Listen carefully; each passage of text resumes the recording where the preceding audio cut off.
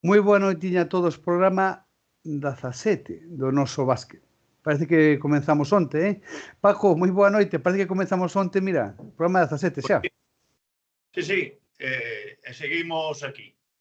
Bueno, Pois, falamos se xa da xornada. che parece, Paco, imos tocar a xornada completa e facer unha paradiña sobre todo no partido do Río Brogal Leima Coruña, non? Sí, vamos a empezar.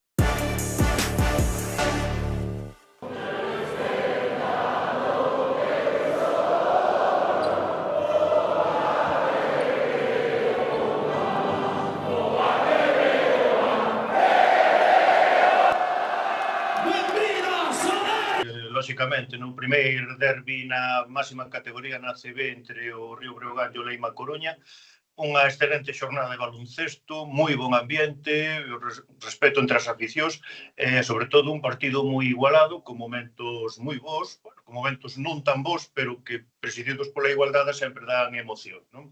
Un mellor inicio do Río Breogán, con un traballo de preparación defensiva excelente, pero ben contestado tácticamente tamén polo Leima, cada un utilizando as súas armas máis clásicas, o Leima con moi bo porcentaxe de tiro de 3, co seu poder de rebote ofensivo, o Río Breogán, con mellor porcentaxe en tiro de 2, con mellor conservación do balón, no equilibrio entre balóns perdidos e balóns recuperados. O partido, un constante toma e daca. Hasta o empate a 74-74, 5 minutos de final, que o Breogán tomou a dianteira e xa non abandonou. Leima tuvo oportunidade de poñerse por diante, incluso con certo marxe, pero non acertou neses minutos decisivos. Destacar por Leima o partido de Tompkins con 18 de valoración e quizás o último cuarto de Taylor, que estuvo moi ben defendido polo Río Breogán. En canto ao Breogán, destacar a actuación de Saco, extraordinario, 30 de valoración e 17 puntos, sin fallos nos tiros cerca do aro.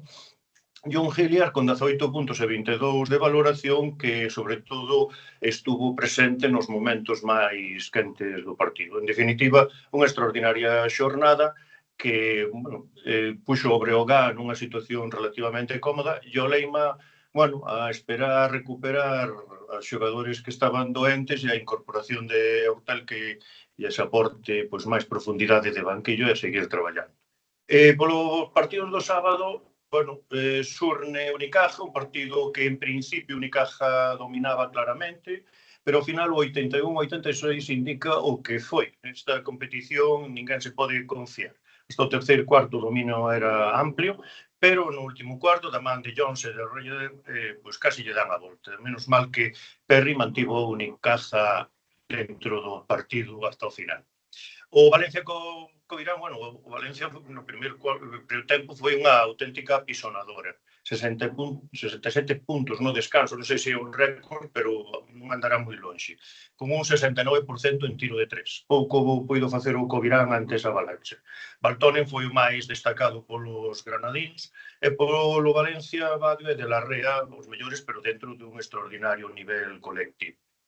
No Casa de Mon, Baxi, sí que houve moita máis igualdade, dominou máis tempo Baxi Manresa, con mellor porcentaxe de 3, e en frente o Casa de Mon aportou o seu xogo interior. Puido gañar calquera, de feito, un duelo de pizarras nos segundos finais con canastas en marxes moi curtos de segundos. Destacar a Belgains e a Bango polos locais e a Cameron Hunt e a Alstom como habitualmente polo Baxi Manresa que levou a victoria por 92-93 co Lobo.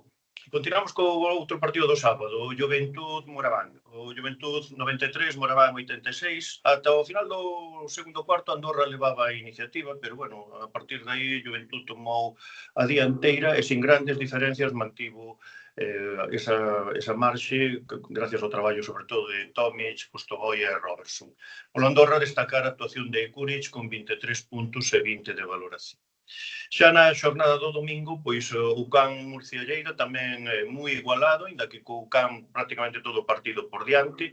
De feito, a igualdade estuvo hasta 2 minutos do final, onde o marcador registraba un 81-81. Un parcial de 7-0 nese tramo foi o que deu o decisivo resultado. Hackanson e, sobre todo, Ennis, que 24 puntos e 30 de valoración foron decisivos nesta victoria dos murcianos.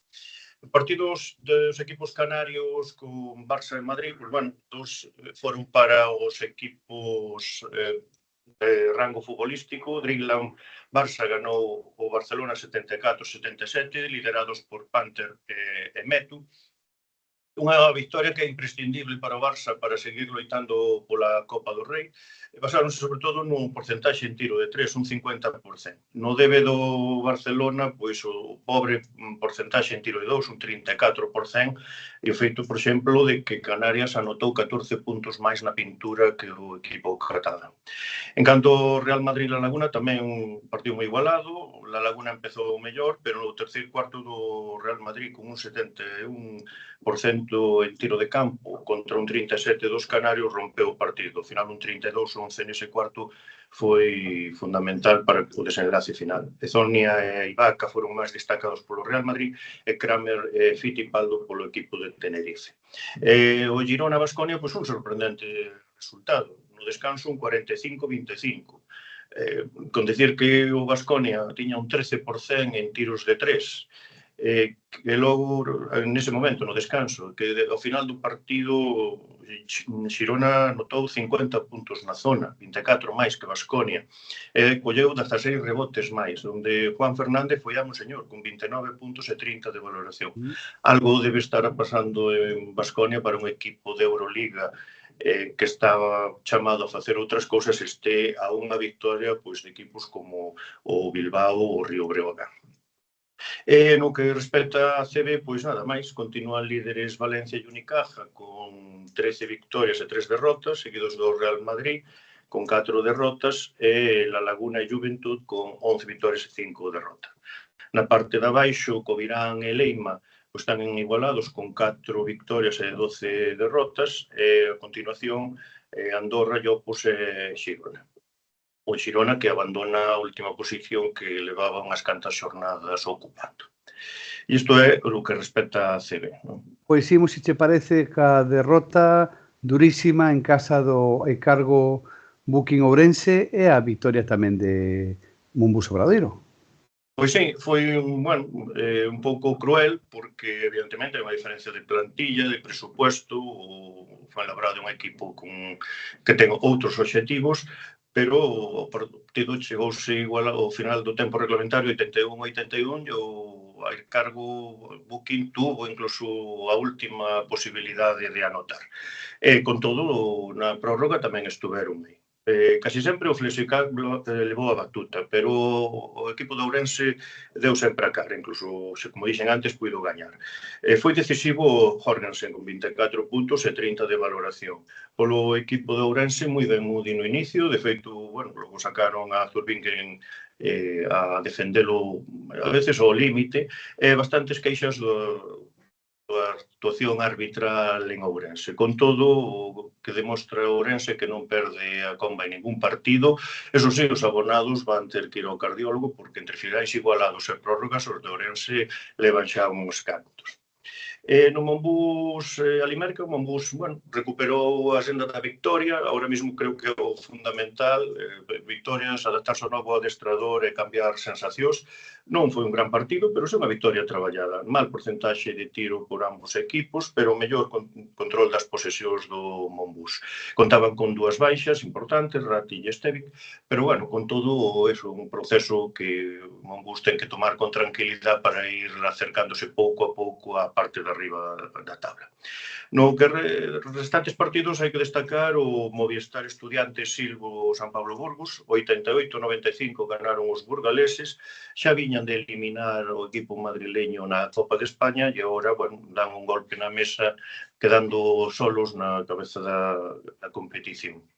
Un excelente partido a nivel xeral, donde a calidade de moitos dos xogadores grandes, por exemplo, fixo 11 asistencias, Andrich 24 de valoración por parte do Estudiantes, foron compensadas por un Gonzalo Corbalán que está nun momento dulce, 23 puntos e 29 de valoración, Fischer, que foi o dono dos rebotes. En definitiva, o Silvo parece que se decanta como principal favorito, non só porque ocupa a primeira plaza en solitario, sino polo seu xogo xogo colectivo e a súa contundencia.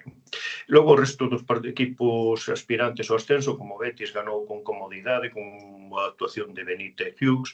Super Agropal pasou no mal co Caixa Rural de Zamora, foi unha victoria apurada. Ureta Tizona ganou a Guipúzcoa 88-79, o resto dos partidos moveronse, digamos, en términos normais, ganaron os locais. E iso sí, comentar que o MEC Valladolid, co debut de Iñaki Martín, conseguiu unha victoria cun bon partido de Wilson e Torres. Valladolid tiña que aspirar a máis, a ver se sale dos últimos postos da clasificación.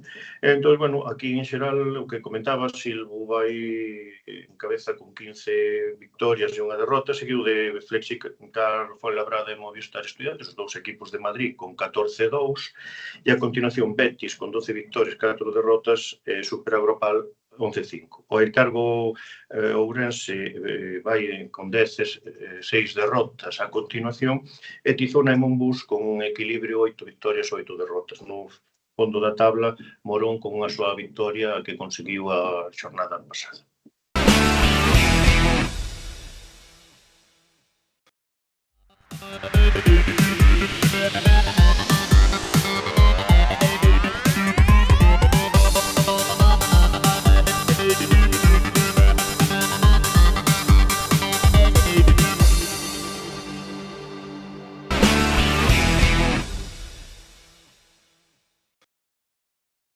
Pois imos co bloque que está desesperando, a entrevista co adestrador de Santiago, co Moncho Fernández. Vimos hoxe aquí nun periódico, no Mundo Deportivo, el efecto Moncho contagia a Girona. Estás bendecido, estás de moda. Moi boas, Moncho. Gracias por estar connosco. Nada, un placer. Boa noite, como estades? Entre comillas, con esta boa tropa, con Roberto, con Ovidio e con Sergio. Así é, así é. Boa compañía.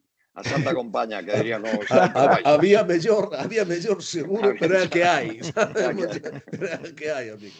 Se te parece, Moncho, antes de falar da actualidade, queríamos un pouco visionar o pasado, non? A última época en Obradoiro, as respostas serán as que señan, as preguntas serán tamén, obviamente, e tamén quería comenzar a tiros a corazón aberto, non? Ti entendes os asubíos cada vez que ves ao Pazo de Lugo? Caramba, pois sí que empezas ben. Bueno, mira, eu sempre digo o mesmo, os equipos fanse grandes, non? E fanse lendas polas rivalidades, non? E eu, supoño que para a afección de Lugo son eso, non? Durante moito tempo adestrador do Obradoiro, que, a Némesis o rival deportivo o era, non? Cando competían e seguirán a ser, non? Porque espero que o Obradoiro volte moi pronto a Liga Endesa e que Breogán tamén este aí, non? E entón, pareceme ben, non teño moito que dicir, non? A xente dona do que pensa e do que fai que me asubíen, pois é o que me toca e pouco máis podo dicirche. Pero non é moi agradable, non? Para un galego ir a outra provincia galega que lle pase eso, non? Que non depende de min, sabes? Eu ali vou a traballar e fago o mellor que podo o meu traballo e pouco máis. Cambiamos, se che parece, de cidade, imos para Santiago. Se me permitides 3 preguntiñas antes de comenzar con estes 3 guerreiros. A primeira era, despois, fai 2-3 semanas, tivemos con nos a Raúl López, houve unha pregunta que fixo no seu momento Sergio del Pon, e Raúl contestou que el non fora quen de non levar a cabo, senón que o mellor era outra parte, non? Por que non houve unha roda de prensa, Moncho, conxunta na túa despedida tan merecida despois de 14 anos? Pois non o sei porque non houve, e non sei se debería ser así ou non, é que non é algo que non me plantexo e ainda que dix que fai 2 semanas que falaches e tal, que isto acaeceu en maio, cando acaeceu, o que fixen foi despedirme a través das redes sociais da xente, non? Porque entendía que ainda que non son unha persoa que ande moito nas redes sociais e que entendo que son un medio para comunicarte con moita xente que non tes contacto directo, non? E que fixen foi despedirme e pouco máis, non penso ni que fora necesario facelo, foi así foi, e xa está. Me gustaría, che? Se me gustaría despedirme da xente, sí, xa o fixen no último día, no último partido no SAR, non? Na medida do que puiden, e como che dixen, nas redes sociais e o agarimo da xente, o percibo no día a día, pois aqueles que teñen o meu contacto famo saber a través do teléfono ou moitas outras formas, como che dicía que hai agora, e con eso síntome moi querido, cando vou por Compostela e paseo pola calle e falo cos amigos e ca xente, eu estou moi ledo e totalmente satisfeito do agarimo que a xente me dá, non necesito máis. De feito, deciste que neste programa Noso Básquet, desde que onte dixen que iba a haber unha promo, que iba a haber esta entrevista, hai máis de 100 persoas dando ánimos, apertas, todo pa diante, non lle fagas moito daño ao Leima e ao Río Brogán, pero moita sorte, en fin, hai multitude de mensaxes, non? As dúas preguntas que quería para rematar este bloque: como valoras a tempada actual do Obradoiro? Ata o momento. Non a valoro, non son quen para valorala. Estou totalmente fora do que está a facer o Obradoiro. Sigo os resultados e pouco máis. Seguro que ti, os que estades aquí, coñecedes moito mellor que a min o que está a facer o Obradoiro. Pero, Moncho, poñoche máis fácil. A pregunta vai polo número de ciaeiros. É tremenda a cifra que vai novamente un ano máis, non? O Pazo. O pabellón Osar. O pabellón Osar, sí. Eso é excelente. Pero eu penso que ese é o gran patrimonio, non, de Obradoiro. A xente que cada día vai, anima, apoia e dá o seu millor, non, para apoiar o equipo que, ao final, é o equipo das súas cores, non? Este na categoría que este. Penso que iso vai a ser, pois non? Unha sinal do que é o obradoirismo para Compostela, non? Santiago é moi basqueteira e moi do Obradoiro, non? E no ano 2010, non? Me parece que é. Cando o equipo volta a Liga Endesa, pois me parece que ainda non tiñan un xogador fichado e había 3.000 persoas que se fixeran socios e eu lembro o meu primeiro partido na casa no que era a Liga LEP, a primeira FEP ahora, non sei se había 4.500 persoas, non? E iso é o millor que ten Compostela, non? Que ten o Obradoiro, que ten unha afección que é moi firme, que apoia moito, e tamén quero pensar que estes 14 anos non axudaron a que esa masa social, non só aqueles primeiros obradoiristas, que aquí temos varios, non? E xente que veu aquel Obradoiro en 82 e así, e esa xente que se sumou de novo ao Obradoiro, senón que, eu teño, por exemplo, algo moi especial para min, que eran unhas nenas, unhas cativas, que con 8 anos, me parece que tiñan, ou 7, viñan a darme un bico, non? Antes de cada partido. E o último bico que me deron xa eran universitarias, non? E claro, sí, é que é así. E entón, pois, esa xente non medrou con esta nova xeira do Obradoiro, non? E entón é moi chulo velo, non? E como compostelán, pois, alégrome moito. Sergio, esos 4.500 siguen, como comentabas fai un ratiño na Laretada, siguen indo, non? Este fin de semana, sin ir máis lexos. Xa continúas ti, Sergio? Sí, o que acaba de decir Moncho é así, esa a realidade. É un pouco sorprendente tal como vai o equipo este ano, pois que a xente siga respondendo así. E o que máis sorprende, son Moncho sabe perfectamente, porque viviu ali 13, 14 anos, é dicir, non hai, por parte dos aficionados, eu creo que Moncho non o vai a topar en ningún outro sitio no que vaya, nin un só reproche nin os xogadores, nin o adestrador. Ao principio era Gonzalo, pois agora estaba Félix, e o público, é dicir, do espectáculo que vimos ese outro día contra Valladolid, na primeira parte o normal é que a xente no descanso se levantara e se marchara para a súa casa. Os xogadores lle caera unha pitada impresionante, pero non houve nin un só reproche nin os xogadores nin o adestrador, repito. Entón, iso creo que é o gran patrimonio que ten o Obradoiro da xente que hai na bancada que leva vendo baloncesto moitos anos e é a súa forma de ser.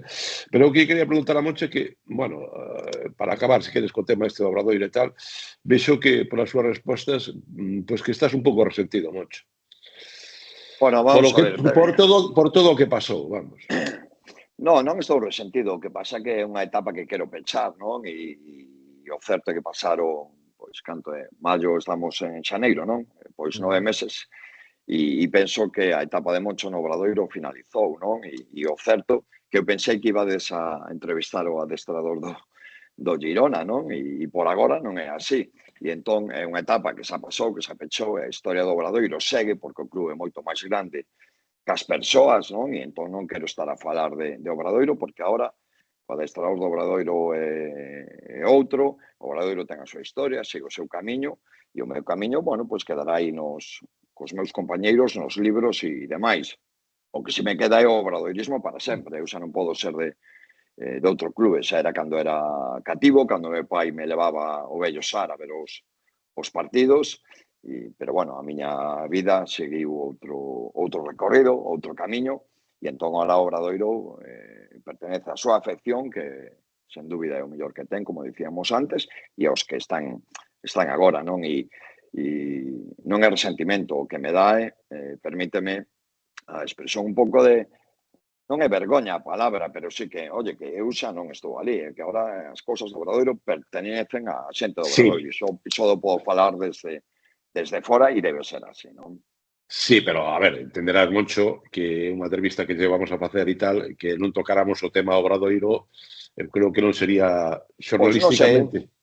Non sei, non vou entrar a valorar como debe ser xornalísticamente a entrevista, no, sí que a ver, quero decir que faisame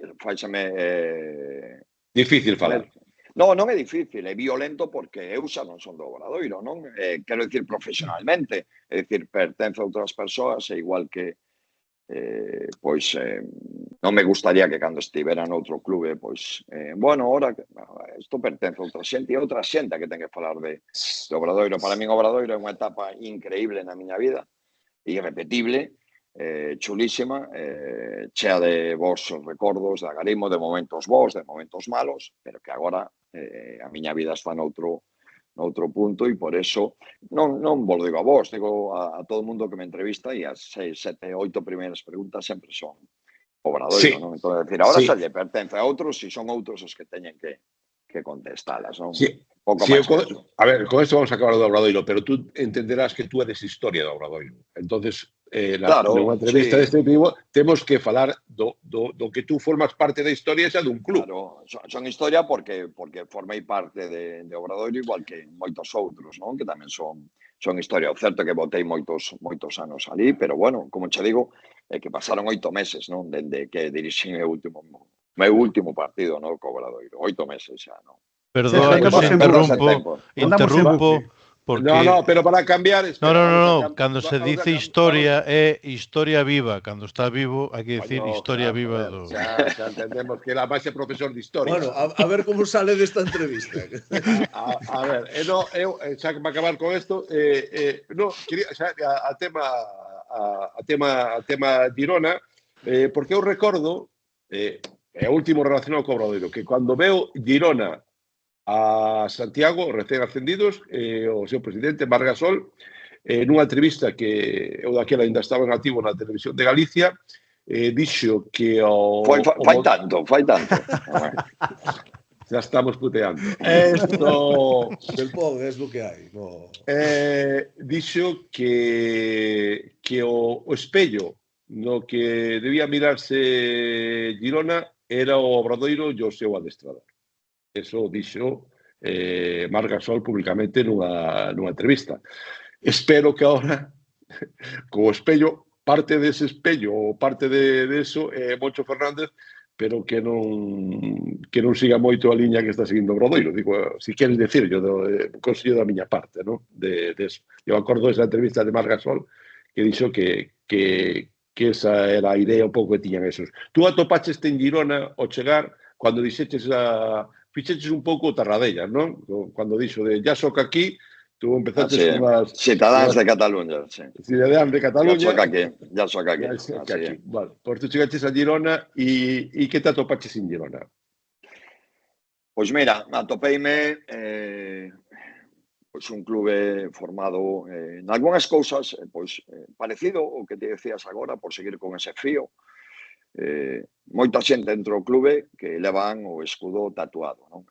Metafóricamente, pero tatuado, porque son xente que fundou o clube fai 10 anos, empezaron bueno, non lembro a categoría, pero a primeira nacional ou primeira catalana foron subindo, Le Plata, a Le Pouro, ata chegar a ACB, en 10 anos, que ten un mérito enorme, pero son esa xente, non? Xente con moito pasado de básquet, no propio Girona, pois Chus Escosa, xa no Balbi ou no Acasballo, naqueles outros proxectos de élite, e moita xente nova que agora está no staff técnico que prácticamente eran cativos ou voluntarios que comenzaban, non? E agora están no asalto. Entón, atopeime unha xente con moitísimo compromiso, e entón o compromiso o mellor abono para empezar a traballar, porque son incondicionales e van a facer o que faga falta, non? E lle dedican as 24 horas ao día a isto, non? E entón, axudoume moito nese primeiro momento, porque o certo é que é unha situación que nunca pasara, non? Porque o domingo estaba en Celanova recibindo un premio de básquet e libros e o día seguinte ás 4 da tarde estaba en Girona e cando cheguei á habitación do hotel, pois, despois da presentación e todo isto, e despois de cenar, que eran as 12 da noite, estaba conmigo mesmo, por decirlo de alguna forma, e dixe, mañán teño que adestrar a un equipo, non? E era unha situación, dicir, por onde empezamos, que imos facer, bueno, hai que facer un análise do que creemos que necesitamos e demais, e a verdade é que a inmediatez de todo, porque non só era por onde empezo, que dentro de 4 días xoga un partido en Lugo, como ben sabedes, non? E era por onde empezamos, por onde atacamos, por onde imos metelo bisturí, se me permite esa metáfora médica, e co apoio desta xente, non? Co apoio desta xente que dentro do primeiro momento me brindou non só ese apoio profesional que necesita un adestrador, senón o apoio humano de axudarme a integrar o máis rápido posible en Girona, pois todo foi máis doado, non? E iso é o que me atopei, fundamentalmente, xente entregadísima, que xinte moitísimo as cores do club e que, como diríamos nós, na nosa terra, pois po que faga falta, non? Así foi como me recibiron. Eu, se me permitides, tanto a min cando estaba Bélico Mirsic aquí, antes de que o cortaran en Lugo, pues, había un run de que tiña que salir e todo eso, e a min, pues, unha e outra vez, tanto na cadena SER como tal, me preguntaban, tú crees que ten que salir? Eu sempre dixen o mismo sempre porque é a miña posición, é o que eu creo. Eu non creo nos cambios de adestradores. Eu sempre creo que hai que darlle confianza ao técnico hasta o final, porque o técnico está convencido normalmente do seu traballo, cree que ten as ferramentas para sacar aos equipos das situacións complicadas, e eu creo nesa posición, pero estou mo comendo con patatas, porque chegas tú e chega Luis Casimiro e facedes unha serie de 3,5 tú e Casimiro 4,6 é espectacular, é como para non creer esa situación, non? Bueno, pero unha cosa non quita a outra, non son antitéticas. Eu estou contigo. Si ti o teu plantexamento inicial é ter un proxecto, pois os proxectos necesitan tempo. Si tes un proxecto no que cambias xogadores, chega un novo adestrador, pois un mes ou 4 partidos ou 5 ou 6 non poden ser a medida, non? Eu estou contigo neso totalmente e entendo que os proxectos necesitan tempo para sentarse, para desenvolverse e para ver se son capaces de chegar bueno, pues a un bo fin, non? Ao obxectivo que se plantexa. A chegada de novos adestradores, pois agora estás a dicir que nos vai ben, non? Tanto a Luis como a min, pero seguro que aí poderíamos encontrar pois moitos outros exemplos onde pois non vai tan ben, non? Porque ao final é a suma de moitas cousas. Un adestrador só é unha peza máis da engranaxe, non? Dun club. Son moitas cousas as que entran en xogo, non? As condicións de traballo, os xogadores, os medios de comunicación que apoyen ou non? Pois mira, sí que vou a falar de Santiago, non? Para voltar atrás, pero, por exemplo, en Santiago, que tivemos moi malas rachas, non? De 6, 7 derrotas consecutivas, lóxicamente, non nos poñían carabéis na porta da casa, pero tampouco había unha crítica de decir aquí isto, non? A xente remaba moito por, oye, somos un proxecto humilde e hai que estar ca xente, e entón, cando tens unhos medios que axudan, un público que axuda, un clube que axuda, cando estamos todos na mesma liña, non? Na mesma páxina, pois tamén todo é máis doado. É dicir, os impactos personais quedan ben na épica, pero case sempre teñen moitos máis motivos de fondo que un só, non? Robert. Ya no sé qué preguntarte. Bueno, Seguro no, que sí. quería entrar en otras cosas. Tú estuviste muchísimos años en un proyecto, además en tu ciudad, y te fuiste. ¿Qué verano has tenido? O sea, un entrenador como tú, que además tu Sí. forma de tac, tac, tac, en verano se trabaja muchísimo para que la temporada siguiente. Si nos puedes contar algo de tu verano, ¿qué especial Sí, fue tu verano? pues fue un verano muy diferente, porque era un verano sin trabajo, entonces sin proyecto en el futuro, y yo creo que fue mi primer verano en 15 años. Un verano de familia, de amigos, del sol que ahora tenemos por Galicia, que antes no teníamos tanto, pero ahora sí tenemos, aunque no haya cambio climático. Aprovecho para meter la cuña, ¿no? De paso. Te van Y a entonces denunciar. fue un verano muy tranquilo, muy de descansar, de desconectar. Cuando llegó agosto, pues digamos que me volví a poner la chaqueta de entrenador, en este caso de entrenador en el paro. ¿Y qué hace un entrenador en el paro? Pues lo que hace es formarse, pensar, reflexionar y ver qué puede mejorar. Como bien sabes, pues fui a Valencia a ver a Pedro, estuve en Málaga yendo a Ivonne, y tuve la fortuna de poder ir en noviembre a Brooklyn con mi hijo y estar con Jordi Fernández y sus Nets. Y luego pues di muchísimos clinics, muchas charlas, y a la vez pues me valió para reflexionar, estudiar, pensar en el baloncesto que viene, ¿no? Que está cambiando tanto, ¿no? Como está cambiando en los últimos años, ¿no? Hay una serie de circunstancias que están ocurriendo en el juego, que seguro que vosotros estáis muy al tanto de ellas: las posesiones, la velocidad, el tiro de tres, todo lo que está cambiando este básquet, ¿no? Yo ya Entonces, soy pues también, entrenador cero, ¿eh? Somos del colectivo tú y yo, cuidado. bueno, así me parece bien. Entrenador cero, la verdad que no queda nada bien. Hay que hablar con la gente de marketing para que cambien el Hay que nombre. empezar por el nivel cero. Bueno, eso, Sí. que... Bueno, pues eso es lo que hice. Entonces, Sí.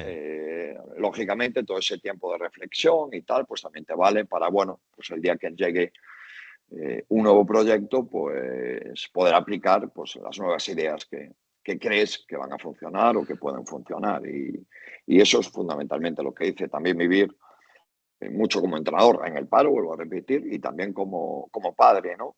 Que era algo que no había podido hacer en tantos años con esa frecuencia de estar en casa, de estar con tus hijos. Coincidió que mi hijo se iba a la universidad, por lo tanto, también era un momento estupendo y, bueno, me sirvió para muchísimo, para coger Fue un buen verano. Fue un moitos buen folgos, sí, verano. sin Mira, duda, sí. comentou Luís tamén a conta do que estabas falando ahora que Estiven con Luis nun clinic en Marbella, xuntos. Ya nos lo contó. sí. E el tamén nos dixo que unha vez principiada a temporada, evidentemente estuvo vendo desde que deixou de traballar, vendo baloncesto, como entendo que todo o mundo, e baloncesto, pero desde que arranca a temporada aquí, pues vendo partidos e sobre todo partidos de equipos que, bueno, máis ou menos están en apuros, que se prevé que esos equipos, por arriba ou por abaixo, da igual, equipos que non están funcionando os proxectos como terían que funcionar, que podería ser os equipos que máis fácil activaran a opción e te chamaran. Este tamén foi o teu caso, era de ver básquete, sobre todo... Pues mira, a verdad que vin a esos equipos, que vin a todos, porque o certo é que incluso algún luns había básquet, pero que non podías ver o fin de semana, o vía o luns de Liga Andesa. Fun a ver o que puiden en directo en Coruña, estiven en Madrid, estiven en Málaga, tamén vin primeira FEP en directo a Moncho López co seu Ourense. Intentei, mentras estiven en Galicia, ver todos os seus partidos como local, pero vía moita Euroliga, París, Zalgiris, Olympiacos e o resto de equipos. A estos intentaba verlos sempre. Por exemplo, por un exemplo, Valencia na Eurocup, vin todos os seus partidos, e logo a Liga Endesa, pois veía todo, non pensando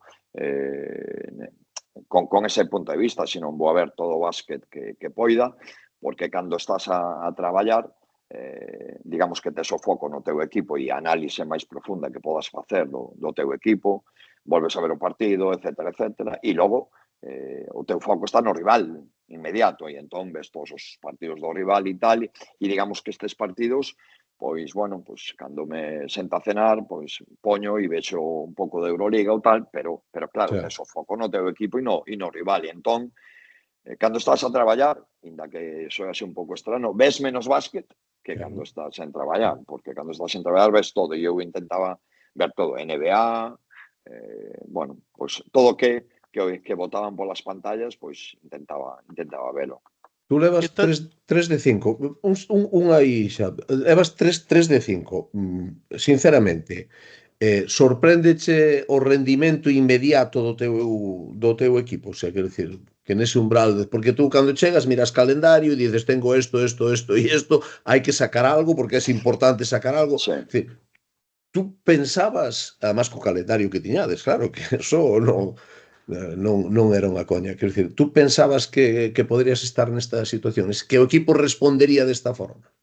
Bueno, non me vai a deixar mentir Sergio, porque seguro que el podería facer a resposta por min, pero créeme que sabía que o primeiro partido era Lugo e que o segundo era Zaragoza e Lleida e pouco máis, Sí, sabía máis ou menos o que viña, pero podes creerme que fago ese tipo de reflexións. De verdad, era, bueno, cal é o primeiro a isto, pero claro, lógicamente, cando chegas a un sitio novo, o meu foco está no inmediato, é dicir, que podo facer para mellorar este equipo, donde quero poñer o foco, como queremos facer, como queremos defender, como queremos atacar, o seguinte adestramento, e logo, pois, Deus dirá, non? A ver se somos quen con este traballo de chegar á competición. Pero créeme, creo que agora teño Tenerife e ven Málaga a casa e de verdad, digocho, non sei que é o seguinte, porque non o sei. Sei que outro é Málaga porque vai a vir a miña familia e vamos o día de Málaga, vale. E cando é eso? Pois fagoche ao revés, ora mirando para atrás e decir,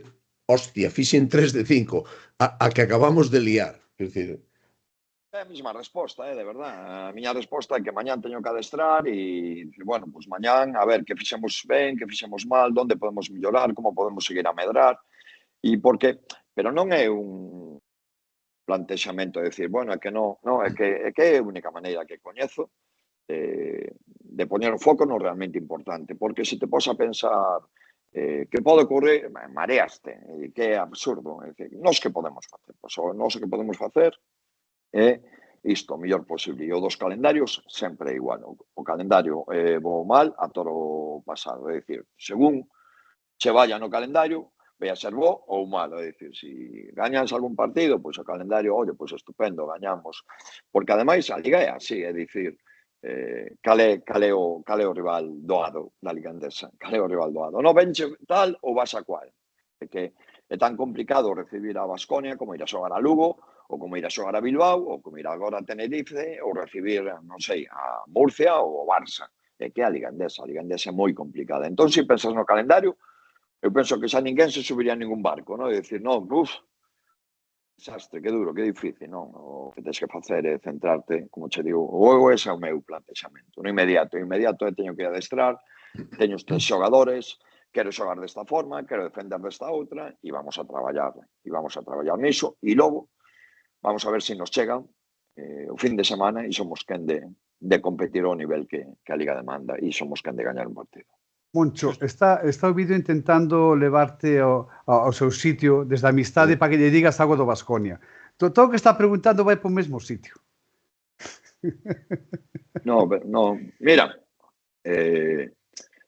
hai tamén certa tendencia, non? Cando gañas un partido, bueno, claro, que faltaba Howard, tamén faltaba o día de Coruña, non? Howard fai 4 días, e neste partido Baskonia xogase moito, non? Que xogase entrar na Copa do Rei ou non, é dicir,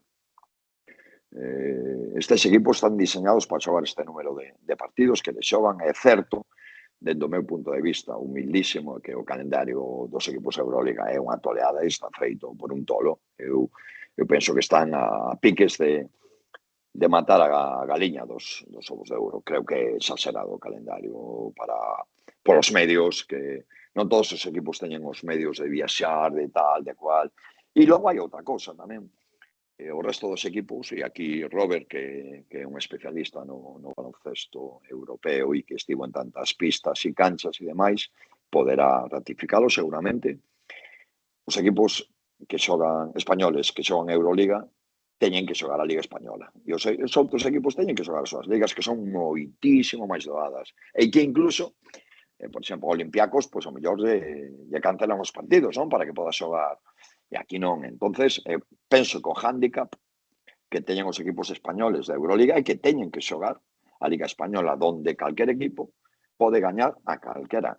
Porque falamos de sorpresas, pero que, caramba, entonces cada semana temos unha sorpresa. Entón, o mellor, o término sorpresa xa de ser unha sorpresa, valga a redundancia, porque xa non sei cantas veces dixen sorpresa, pero que é así, a Liga, gracias a Deus, e que é boísimo para nós, a Liga Endesa é un nivel altísimo, e os equipos españois que xogan Euroliga teñen que competir nesa liga contra os rivales. Non é o mesmo xogar a Liga Endesa que logo xogar a Liga Grega ou a Liga, non sei, calquera outra. Non quero poñer máis exemplos, pero é así. É así. O Olympiacos nun día malo gaña por 15, nun día bo gaña por 50. E o Madrid, ou o Barça, ou o Baskonia, nun día malo, perden. Que a liga é moi complicada. Falando con scouts que están a investigar por toda Europa, din que o reflexo do baloncesto español está no poderosa que é a segunda división. O sea, xa non se fixa na primeira. Ti vas a calquer país de Europa e vas á segunda división e comparala ca nosa é inviable, non? O sea, non digo as primeiras, pero as segundas.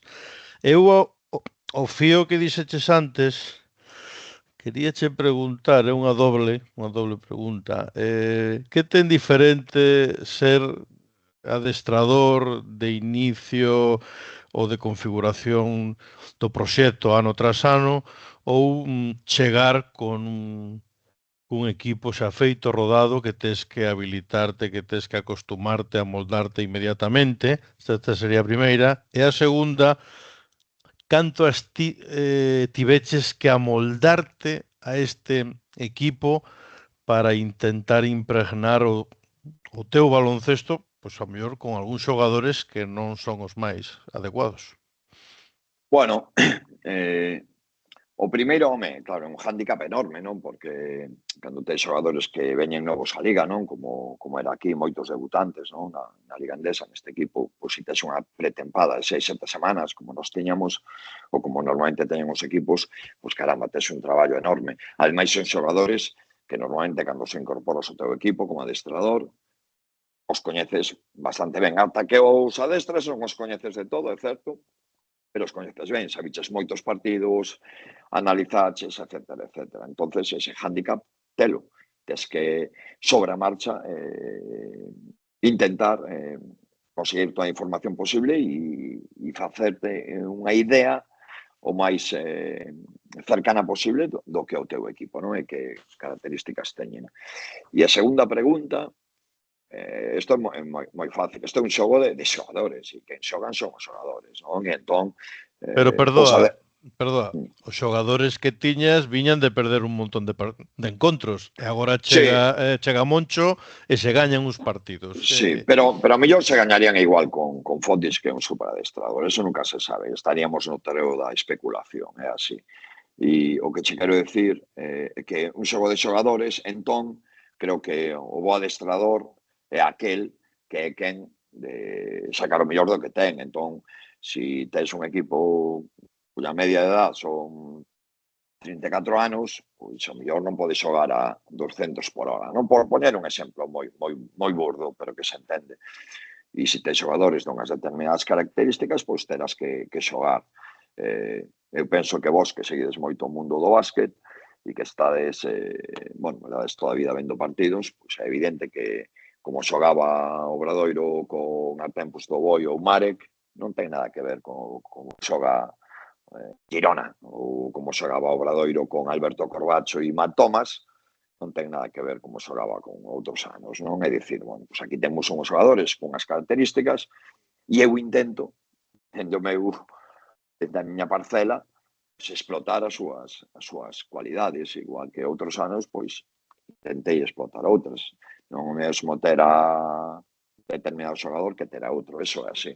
E entón, eu non creo nese adestrador que vai co seu libreto, da igual a quen adestre, vaya donde vaya, porque non sempre tes os mesmos intérpretes para esas partituras, non? E entón, pues, neste caso, estou intentando amoldarme tamén a eses xogadores que teño aquí. O que estabas a falar de Euroliga e da ACB ou da FIBA, vamos a dicilo, es que o baloncesto é un negocio, Moncho. Ti o sabes mellor que naide. Sí, claro. Entón, ata que non rebenten os xogadores ou non rebente as costuras Claro, deste deporte... Pero que perde a calidade, non? Perde a calidade porque son os calendarios, dentro do meu punto de vista, exagerados. E entón o que sale perxudicado é o produto, e entón se o produto non é tan bo, mellor xa non é tan atractivo, non? Porque é un negocio, porque hai alguén que quere consumir ese negocio, non? E a todos nos gusta comer marisco, creo que a todos os que estamos aquí, seguramente, salvo que haxa algún alérxico. Non, por desgracia non. Pero se o comes todos os días, seguro que estás aburrido, non? E volvo a usar metáforas moi burdas, ou símiles moi burdos, pero é así. Pero esta é unha opinión super personal, e seguro que hai alguén que se fixo 1000 estudios e 1000 cousas e dirá, mira, isto é así, por isto, que está moitísimo máis preparado que eu. Eu che digo que pensa Moncho como aficionado ao baloncesto. Ti como gran aficionado ao baloncesto, cando vas a comer co teu presidente, pensas como aficionado ou xa o ves desa forma profesional como presidente? Non, o presidente é unha persoa moi cercana e moi discreta e entón, bueno, pues é un gusto estar con él. Lóxicamente, posiblemente se non fora o meu presidente preguntaría máis cousas, non? Pero non, é un presidente que creou este proxecto fai anos con un objetivo moi claro, que teñen unhas ideas moi claras de club, que queren facer, que teñen unha repercusión non só deportiva, senón unha repercusión social, de compromiso co medio ambiente, de compromiso ca cidade, de incorporar a todos os estamentos que forman a sociedade guioní e é do que falamos, non? Lóxicamente, é un presidente co que se podría falar de moitas cousas, non? Porque bueno, pues é unha figura, bueno, podese dicir, lexendaria, non? É un dos grandes que vestiu bueno, pues unha camisola de baloncesto, non? Nestes anos, pero lóxicamente unha persona, como che digo, moi discreta, moi cercana e fantástica relación. Ovidio, venga. Eu estaba mirando a clasificación e bueno, volvendo máis ao pragmatismo no que estamos. Históricamente hai moitos anos, desde a 2021 que se descendeu o umbral de descenso, estaba en 9, despois desde aí apretouse moito. Sempre, sí, había un equipo descolgado que todo o mundo dicía que este ano iba a ser Girona, curiosamente, hasta que estas 3 victorias vos colocaron no posto 16 fora de descenso. Pero ahora mismo está todo, hai un grupo ben compactiño de equipos aí que están en dúas unha victoria. Pensas que este ano con 11, 12 victorias, como ven sendo nos últimos anos, vai chegar? Claro, respondes ti ou despois tú? Mira, é que non fago a conta esa é unha conta da leiteira e polo mesmo principio que che decía antes. O que sí sei, e penso que históricamente tamén nas últimas tempadas aconteceu así, imos chegar ás últimas jornadas, bueno, hasta ahora me parece que nas últimas só un partido, moito 2, non tiñan nada non había nada en xogo, non? É dicir, vai a ser igualada? Sí, como ano pasado. Vai a ser competida? Sí, como ano pasado. É outro. É dicir, a Liga Endesa vai a voltar a ser a Liga Endesa. Porque, ademais, como sempre, poden darse mil factores, non? Unha lesión de alguén importante nun equipo, un problema, un non sei que, unha mala racha. É que, por eso, penso que no deporte profesional, en xeral, o mellor é sí, hai que ter unha visión de futuro, decir, quero chegar a isto, pero carpe diem, o inmediato, porque como dicía Juanito, non? Aquelos dos 90 minutos e Bernabéu moito longo, pois a Liga Endesa moito longo, que estamos en xaneiro e ainda non chegamos ao Ecuador da Liga, non? Estamos preto, pero ainda non chegamos. A semana que ven. Que che parece, Moncho, que non te vas mollar moito, seino, pero eu estou a facer os partidos do Leima. O Leima agora, bueno, fichou a varios xogadores, entre eles a Trey Tompkins, e agora hoxe chegou Thomas Hurtel. Que che parece esa idea de fichar xogadores contrastados, pero que o mellor non poden ofrecer xa o seu mellor versión, ou eres máis de apostar por xente xoven, máis fresca de pernas, e máis adestrables, ao mellor?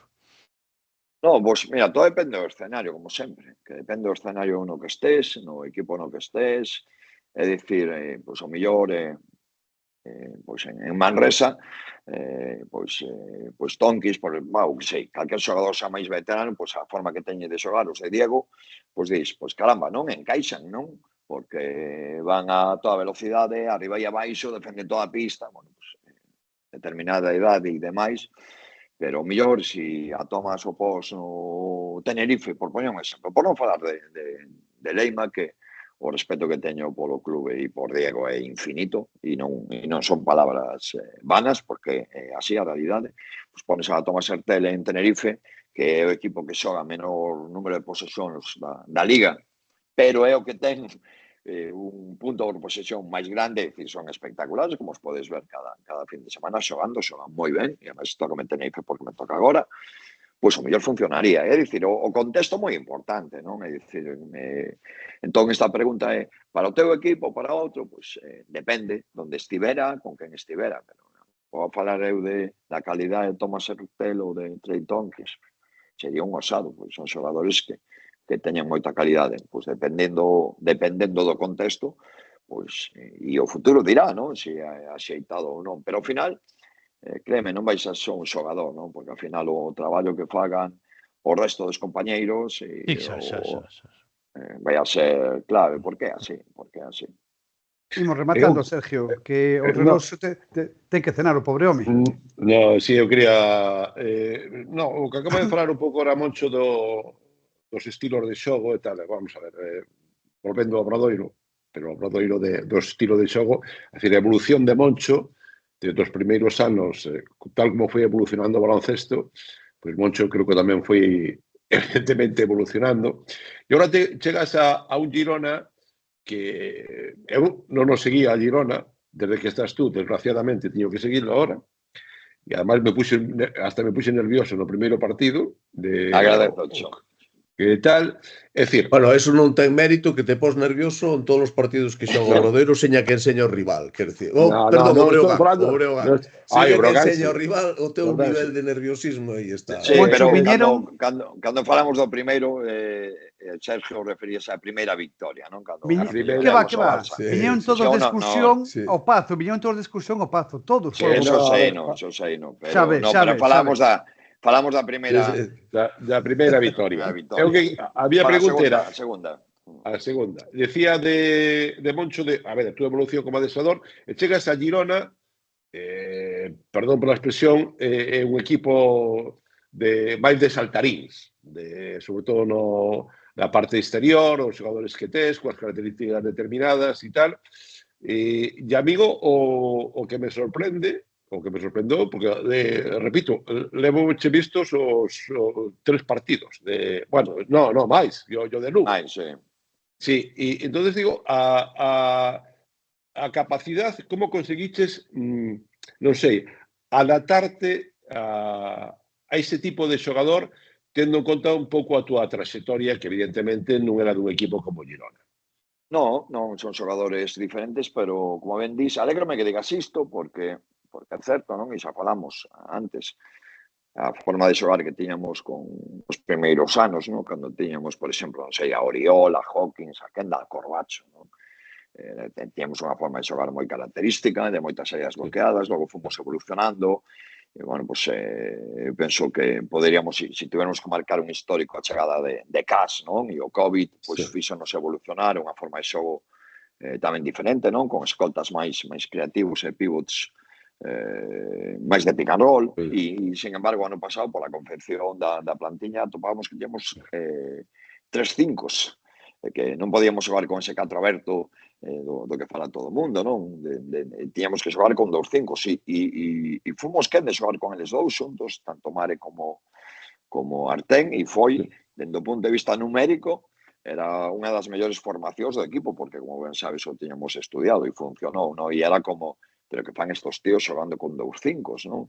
Cando por aquí pasaron 4s como Maxi Kleber, por aquí, por alá, por Santiago, Robbie Hamel, etcétera, non? Bueno, pois este ano o equipo que me toca agora adestrar, un equipo diferente, que ten moitas pernas, como en dis, que ten un bo físico, que poden presionar, que poden ir a toda a pista, que son rapidísimos ou a priori eu pensaba que podían ser rapidísimos na transición defensa-ataque, e, lóxicamente, pois estamos a intentar desenvolver pois un baloncesto moito máis rápido, moito máis inmediato, se queres usar un calificativo moito máis indirecto, non? E, ao mellor, un baloncesto menos elaborado tácticamente no tempo de a duración dos plays e demais, pero un novo básquet que están a xogar moitos equipos e que a mí resultame atractivo.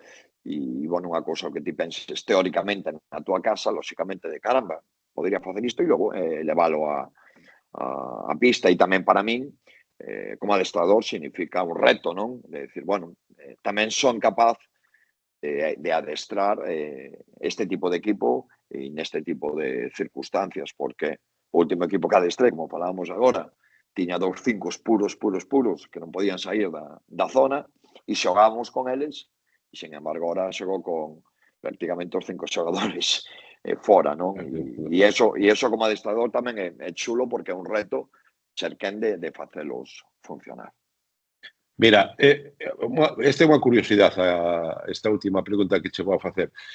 Nesos momentos que tes me imagino que ahora en Girona, como pasaba en Santiago, desos adestramentos que cando as cousas non van moi rodadas, que paras o adestramento, te cabreas tanto e cosas así, ahora co catalán vas a ter un problema. Eu que lle avisaría ao community manager de Girona que este atento, cando botes a bronca vas a ter inglés, castellano, galego e catalán.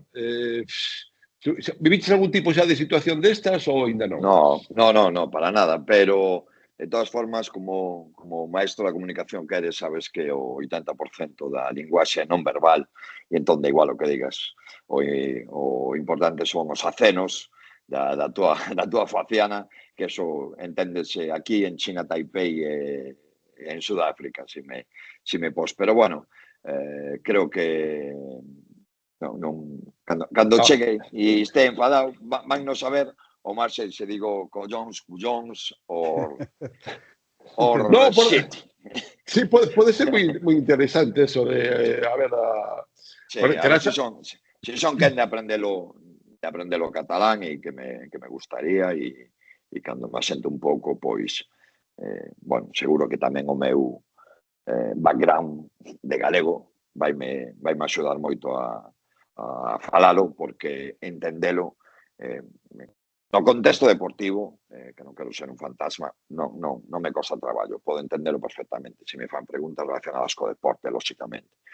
Bueno, intento aprendelo porque, bueno, pois estaría ben facelo. Ovidio, imos rematando. Eu desexarlle toda a sorte do mundo a un amigo e ex-veciño de Pontepedriña de hai moitos anos, e bueno, ogalla pois consiga levar a bo porto a nave de Xirona, un equipo ademais que a min, pues, sinceramente, me cae simpático. Por aí abaixo teño outros equipos que me caen bastante menos simpáticos, e desexarlle toda a sorte do mundo a Moncho, e que as cousas lle vayan ben en Girona, porque nin todos os de Lugo lle queremos mal a Moncho, nin moitísimo menos. Eso xa o sabe, sin dúbida. Robert, para rematar. Bueno, eu fíxome moito no lenguaxe non verbal. Entón, Moncho, tes que entender que ao principio falamos do obra, ao final falamos do obra, dunha forma moi suave, moi sinxela, sobre baloncesto, e tes que entender que para nós a obra de Moncho Fernández é parte da nosa vida. Así que te desexo mellor, xa sabes que os teus éxitos son os meus. Sí, no, grazas, Robert. Grazas, moitas grazas. Bueno, o que pasa que ahora va a despedir xa. A última del pon. Ahora no, A ver que no. di Sergio ahora, a ver que di Sergio. É a cuarta No, última ou quinta última. É que ahora o problema que hai en Santiago é o seguinte, é dicir, hai xente da Peña, porque están Artén, Thompson e Robertson. Hai xente, evidentemente, do Obradoiro, e ahora hai un mogollón de seguidores do Girona. Entonces, tú vas ás redes sociais e é un pequeno Cristo o tema que hai ahora co baloncesto en Santiago. Solamente eso, a Paco Saibas. Me imagino que estás perfectamente informado. Pero hai Sí.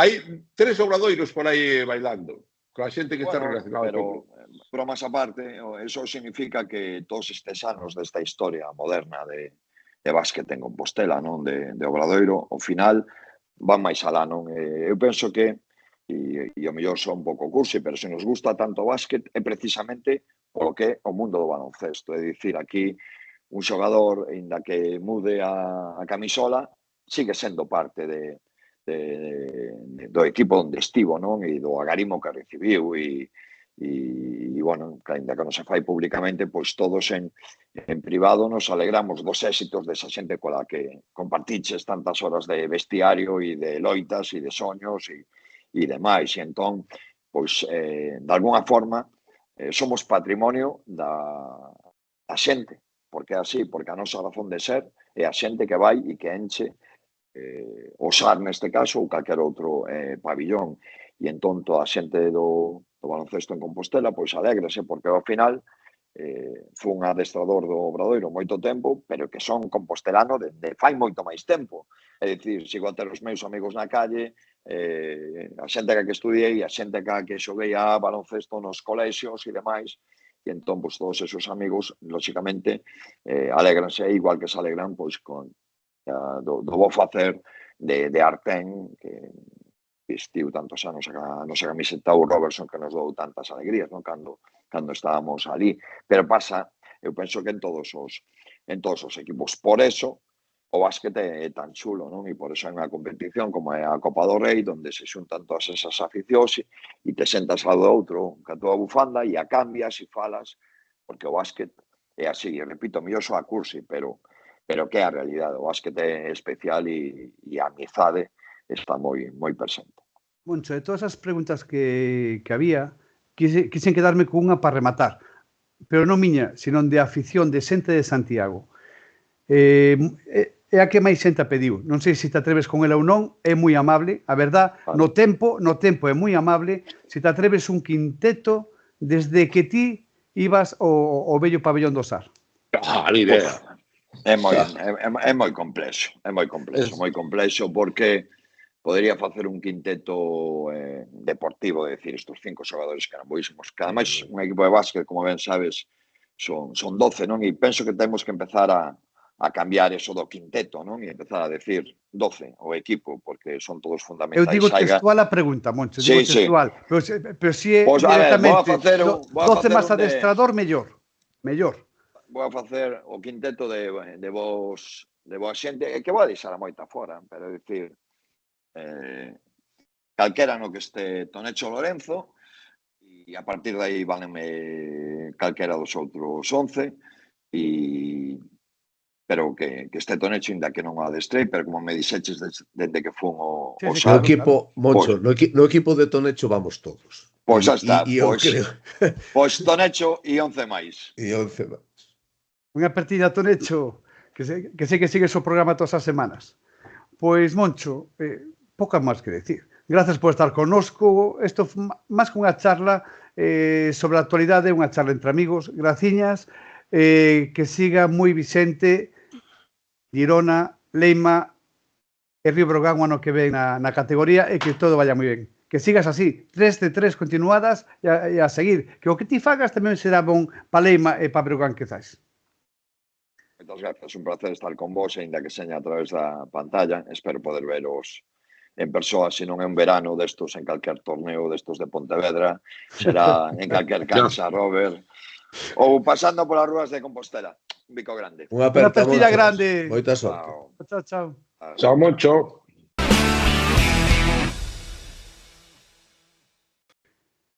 Pois rematou esta entrevista con don Moncho Fernández e seguimos ca actualidade deste fin de semana, o partido por excelencia, o derbi galego, o primeiro derbi galego que vimos todos en primeira persoa. Robert, Ovidio, Sergio, se os parece empezamos escuitando o que di Epi ao respecto deste encontro. Pues ahora no, las derrotas duelen mucho. Lo que sí que hay que ser conscientes es que hemos jugado contra un rival directo en su casa con un ambientazo en el pabellón, que hemos empezado muy mal el partido y aún así hemos sido capaces de ponernos por delante y de muchos minutos estar por delante en el partido y de llegar al final, que ha podido ser un cara cruz, ¿no? Pues bueno, hay que quedarse con esas cosas de que el equipo tiene esa capacidad para hacerlo.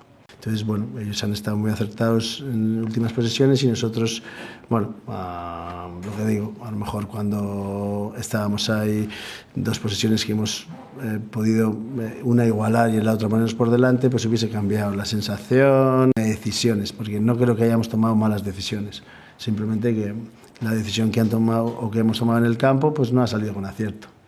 Ya está, seguramente si la hubiésemos metido estaríamos hablando de otra cosa, entonces...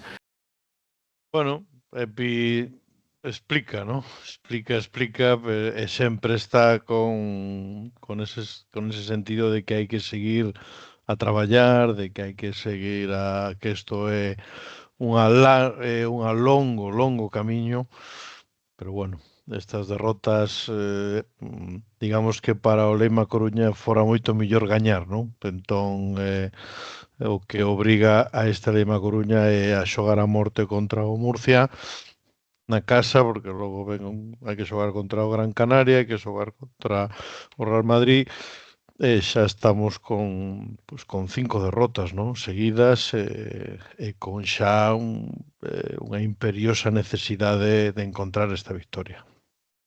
Eu creo que aí o fundamental, bueno, era un pouco o que falábamos aí tamén con Moncho, non? E o que levamos aprendido destas últimas temporadas, destes equipos que están por abaixo, que señan capaces de somatizar as derrotas consecutivas e de abstraerse de todo eso e recuperarse, son os equipos que ao final van a conseguir salvar a categoría. Estas xeiras de derrotas e incluso de victorias, algunhas vainas a ver, e a afición ten que ser moi consciente e os propios equipos tamén de que hai que sobrepoñerse a esas situacións e seguir no día a día, claro. No seno do clube... Se vos parecimos con Luis Casimiro, para logo xa desde aí entrar en tertulia directo. El ambiente de baloncesto que ha habido, la fiesta de baloncesto que ha habido, y yo creo que gana el baloncesto, y en este caso el baloncesto gallego, por el ambiente que ha habido en la cancha, por las aficiones. Entonces, bueno, felicitar, yo creo que nos debemos felicitar, sobre todo por eso, por la fiesta del baloncesto gallego que hemos vivido y en la cual hemos podido disfrutar de ello. Con respecto al partido, me han gustado dos cosas de nuestro equipo de Breogán. La puesta en escena creo que ha sido muy buena. Defensivamente creo que hemos estado espléndidos trazando el plan de juego que queríamos. Y el desenlace final. El desenlace final, hemos tenido que bajar al barro, hemos tenido que defender, hemos tenido que ponernos en los últimos minutos ahí, yo creo que, bueno, pues con todo el corazón para poder parar, porque ellos estaban, la verdad que estaban jugando muy bien, estaban teniendo mucho acierto.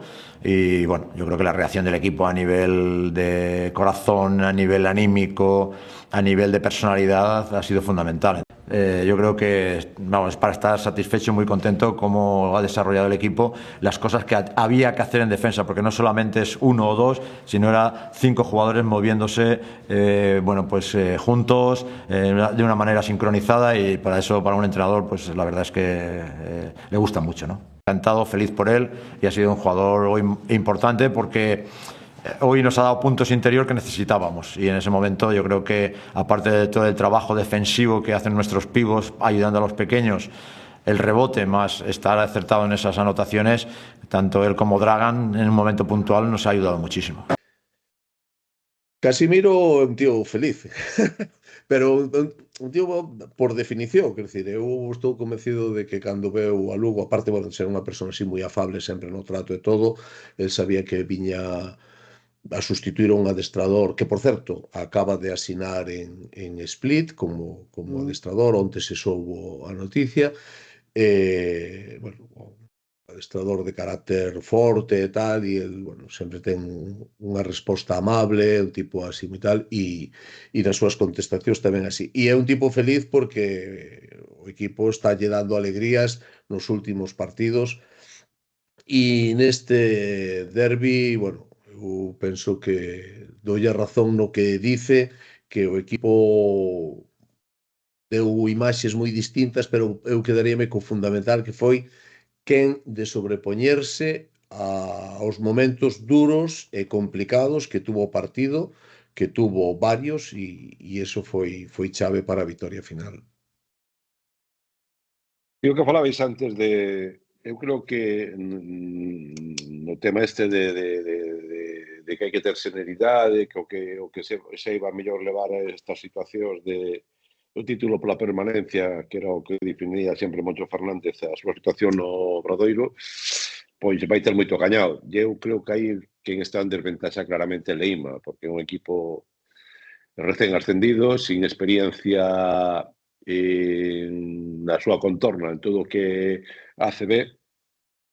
E aí, por un lado, eu observo desde fora, xa o dixen moitas veces, esa certa tranquilidade, laissez-faire, laissez-passer, que dirían os franceses, e bueno, eu creo que en Lugo, despois de remontar o que remontou, de un inicio de partido horroroso, e ter opcións de gañar ou perder, eu creo que eso foi un pau, creo que pode ser un pau demasiado duro para os intereses de Leima, non? Eu non sei como os parece, se queredes agora abrimos debate sobre o partido. Eu gustaríame facer fincapé en dúas, tres cuestións. Acordaisvos que o vernes cando falábamos das chaves do partido, no que estaban, eu dicía que, e comentábamos que quen fora quen de o arranque, pues, dar un golpe na mesa e tratar de levar adiante, bueno, sacar un bo parcial, tenía moito terreo gañado. Breogán conseguiu no arranque do partido, e eu tamén quería destacar que para min sería fundamental o traballo de Gran na defensa do base de Coruña, e eu creo que aí foi fundamental conseguir levar o mellor xogador de Coruña hoxe por hoxe a un 0 puntos, creo recordar que fixo no descanso, non? Foi... Sí. Estaba revisando ahora e sí, foi 0 puntos. Foi así. Para mí, por aí, estuvo moita chave do partido. Despois, aparte, evidentemente, o traballo de Saco sin erros nos lanzamentos e o acerto final de Hilliard, un Hilliard que fixo un último cuarto espectacular, pero que pechou os 3 cuartos anteriores con 2 puntos en cada cuarto. Pero, bueno, despois chegou no momento en que se xogaba o partido e o seu acerto foi demoledor. Pero, bueno, eu sinalaría a defensa de Gran sobre Brandon Taylor. Diría que para min foi conseguir desactivar a este xogador durante 20 minutos foi fundamental para o devenir do partido. Eu, como sempre que perde este Leima, é porque non lle chegan os puntos para gañar. Eu creo que sempre perden os partidos pola defensa. Nos primeiros 3 cuartos o partido xogouse a un ritmo de menos de 20 puntos por encontro recibidos. En cambio, no último cuarto recibimos 26. O sea, foisenos un pouco ese rigor defensivo e as porcentaxes do Brogan melloraron moitísimo. Ata o minuto 30 tienen os porcentaxes horribles e as porcentaxes no último cuarto foron exitosas e que lle permitiu voltar ao encontro, porque nun momento dado o Leima gañaba de 5-6 e tivo un triple que non entrou para poñerse a 9, e grazas a eses porcentaxes vos do Breogán, por culpa da defensa do Leima, pois o Breogán foi quen de chegar a eses últimos minutos E os últimos minutos vinos en diferido 3 ou 4 veces, non se pode xogar peor os últimos 2 minutos do Robert, de partido. todas formas, eu no que apuntas, eu fago dúas diferenciacións. Breogán tuvo uns moi malos porcentaxes no segundo e no terceiro cuarto. No segundo cuarto fixo 0 de 9 en triplas. Pero é que no primeiro cuarto foi brutal. Teños aquí, fixo 5 de 9 e 3 de 7 en Pero tiros de cantos campo. puntos anotou? No primeiro cuarto, Breogán, meteu 22. Claro, pero estamos en 20 puntos, máis ou menos. Sí, pero que falo de o acerto. Leima é un que o equipo que acerto- recibe 93 de media. Sí.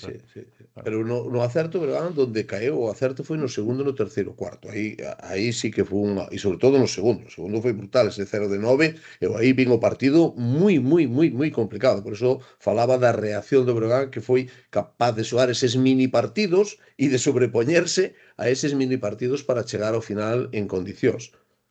Sí, pero non sei se vos dades conta que Leima inicia o derradeiro cuarto con un quinteto lep en pista durante varios minutos. É o que eu sigo dicindo prácticamente desde que empezamos este programa de falar de Leima. É dicir, ten un problema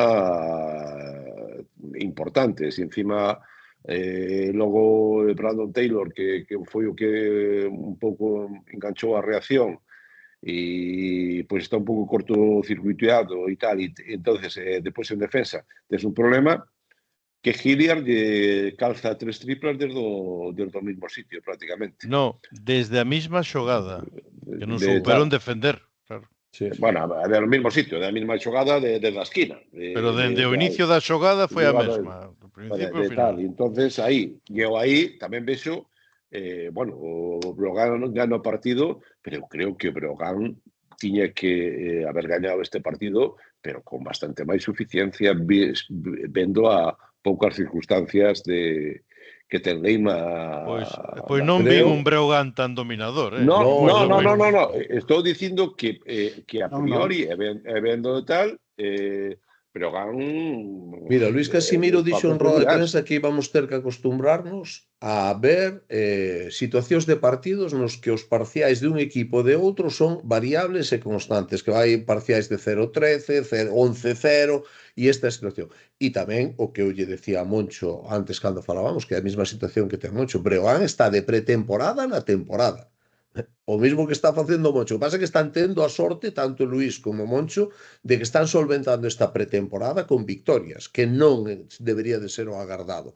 Están ensamblando un equipo. Leima é un equipo que está ensamblado e que está traballado e que, además, para ben ou para mal, moitos dos seus xogadores, máis do 50% dos xogadores, veñen co mismo entrenador, do mismo adestrador da temporada pasada. Pero e neste caso en Breogán hai 3 xogadores novos que están de pretemporada xunto co adestrador e segundo adestrador. E isto evidentemente ten que crear picos no rendemento, porque o contrario sería anómalo. Eu sigo dicindo e repetindo que a isto son os xogadores que enxogan. Está moi ben o cambio de adestrador, adaptarte, etcétera. Pero quen xoga... 3 xogadores novos, Sergio. 3. En Breogán. Xogan, son novos tamén. E son malos, son bons, son tal. Os mellores e outros peores. Se me escopais un segundo, os xogadores. Estades a falar do papel de Sacco, o papel de Hilliard, o papel de Grant. Eu creo que hai un xogador que ata agora non saiu, pero con o vídeo al lado ten que salir fixo o papel que fixo Mabra neste partido. Unha vez máis. Neste e nos anteriores. Para min é o xogador que ten mellor lectura de baloncesto de todo o Breogán. Foi o fichaxe do Breogán. Sí, vamos, eso sin lugar a dudas. A ver, vou dicir, balcánico, quer dicir, sabe de baloncesto. Puro. Sí, o leva na... Mira, que además é un tipo que ten un tiro espectacular, porque se tú vas mirar as estadísticas individuales de Mabra, pero que non tira, o sea, él non ten o tiro na cabeza, sabes? Quer dicir, él ten o xogo do equipo e ollo, que Egbuno, por exemplo, falando mal e en plata, fixe un partido horroroso, van a decir outra cosa, van a deixar lento. Un mal partido, pero ollo que eu aposto polo 2-2 que van xogar Mabra e Egbuno neste equipo, ojito a esta situación, Mabra para min é top. É dicir, Grant é un gran xogador, un gran finalizador, un tipo que ten moi bo tiro, moi tal, e moito mellor defensor que Mabra, moitísimo mellor defensor que Mabra, moita máis actividade, pero a min como base Mabra, vamos, é o meu perfil de base. Eu tenme enamorado, xa o dixen outro día. Pero que gran non é un base.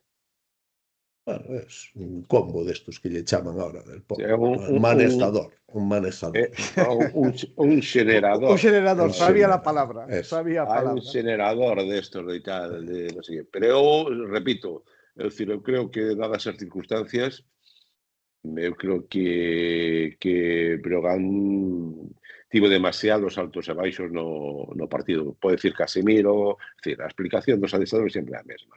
Que si mini partidos, que si tanteos de diferenzas de para un, para outro, amplas ou non. Decir, eu creo que Breogán, dadas as circunstancias, tivo demasiados altos e baixos e non perdeu o partido de milagro.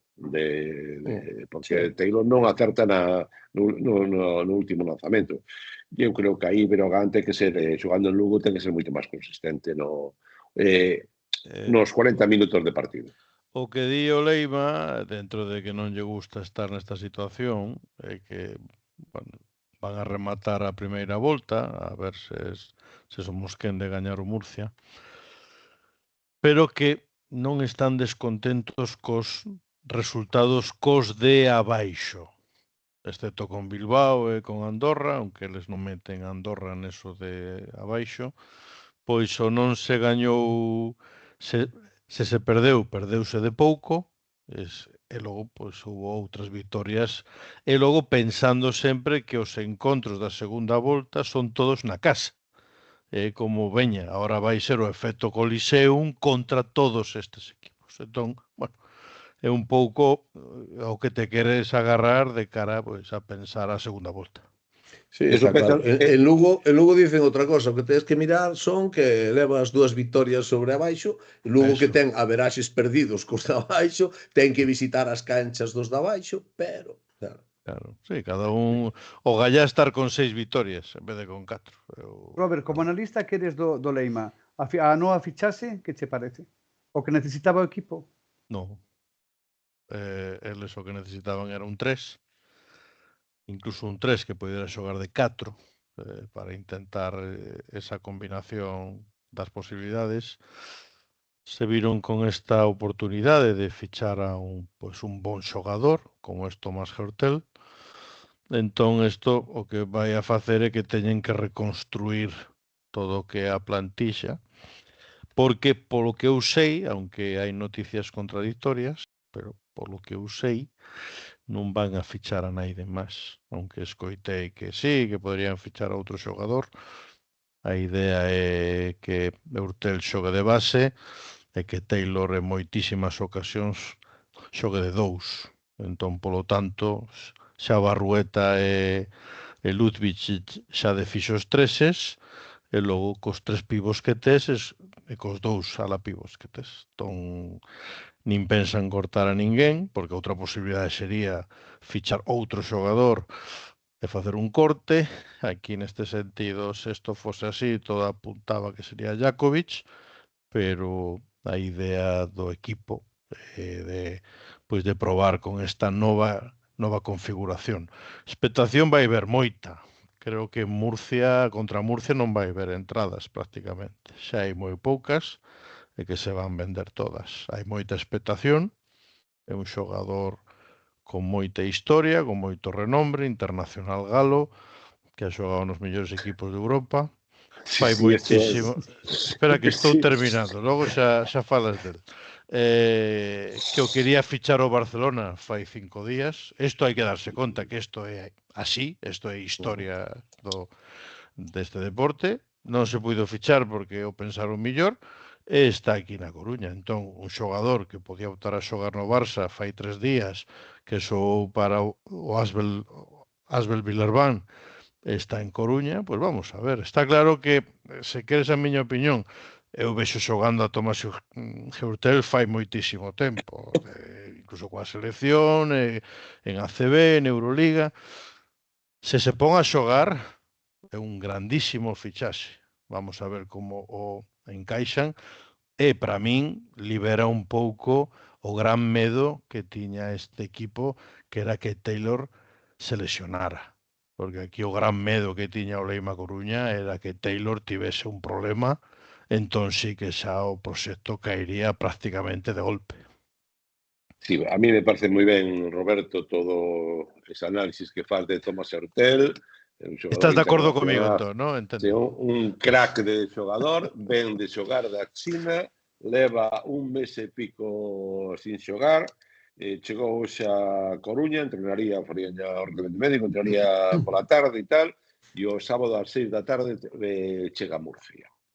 E entonces para dous partidos importantes para a Leima.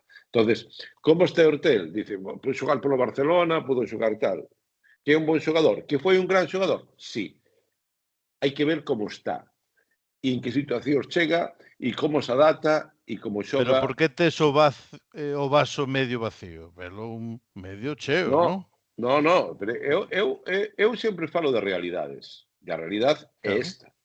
Claro, a mí de este xogador de dando voltas por aí. Pero entonces, te parece un mal fichaxe, entón? Non me parece un mal fichaxe. Evidentemente, é un xogador excepcional que pode dar un gran rendimento na Coruña, pode estar un mes, que se lle gaña un par de partidos, pois coller o camiño, se está en forma de gran xogador, pois irse a Euroliga. Ese é o gran medo que ten o Leima. Por exemplo, esa é para min a cuestión contada. É dicir, aquí pode haber dúas cuestións. Que o xogador non se adapte e que haxa malos resultados, ou que o xogador se adapte, que pida o balón e faga partidazos. Exactamente, que faga partidacos, que gañe 3 partidos seguidos e que nun mes, ante esa eclosión de Hertel, os equipos necesitados de Euroliga chamen á porta e Hertel se vaya. Entonces, claro, o descoloque que podría... Esa disyuntiva, sabes? É dicir, estou de acordo, ese é o gran problema deste fichaxe. Para min, eso é o que tal, o sea, que sale mal, salió mal. Ahora, sale ben. Igual. Joder, aí o mellor que tens que decir es que salga, que vaya aí medianamente bien, sabes? Que decir, que tampouco a rompa, porque como a rompa non dura. O sea, porque os equipos de Euroliga, isto yo comenté outro día a varios membros do Consello de Administración do Leima antes do derbi, e decía, o problema que vexo nesto é que este xogador rompa aí, porque como rompa, en un mes e medio, 2 meses, equipos de Euroliga que van a estar necesitados de bases e tal, como vexen que está a tope, van a ir chamar a súa porta. Eu fai moitos anos, cando xogaba Matt Thomas no Obradoiro, que era boísimo, non? Entón, nunha vez, estaba aí facendo de todo, tendo 20 puntos, reverso para un lado, reverso para outro e tal, de repente Moncho sentao, non?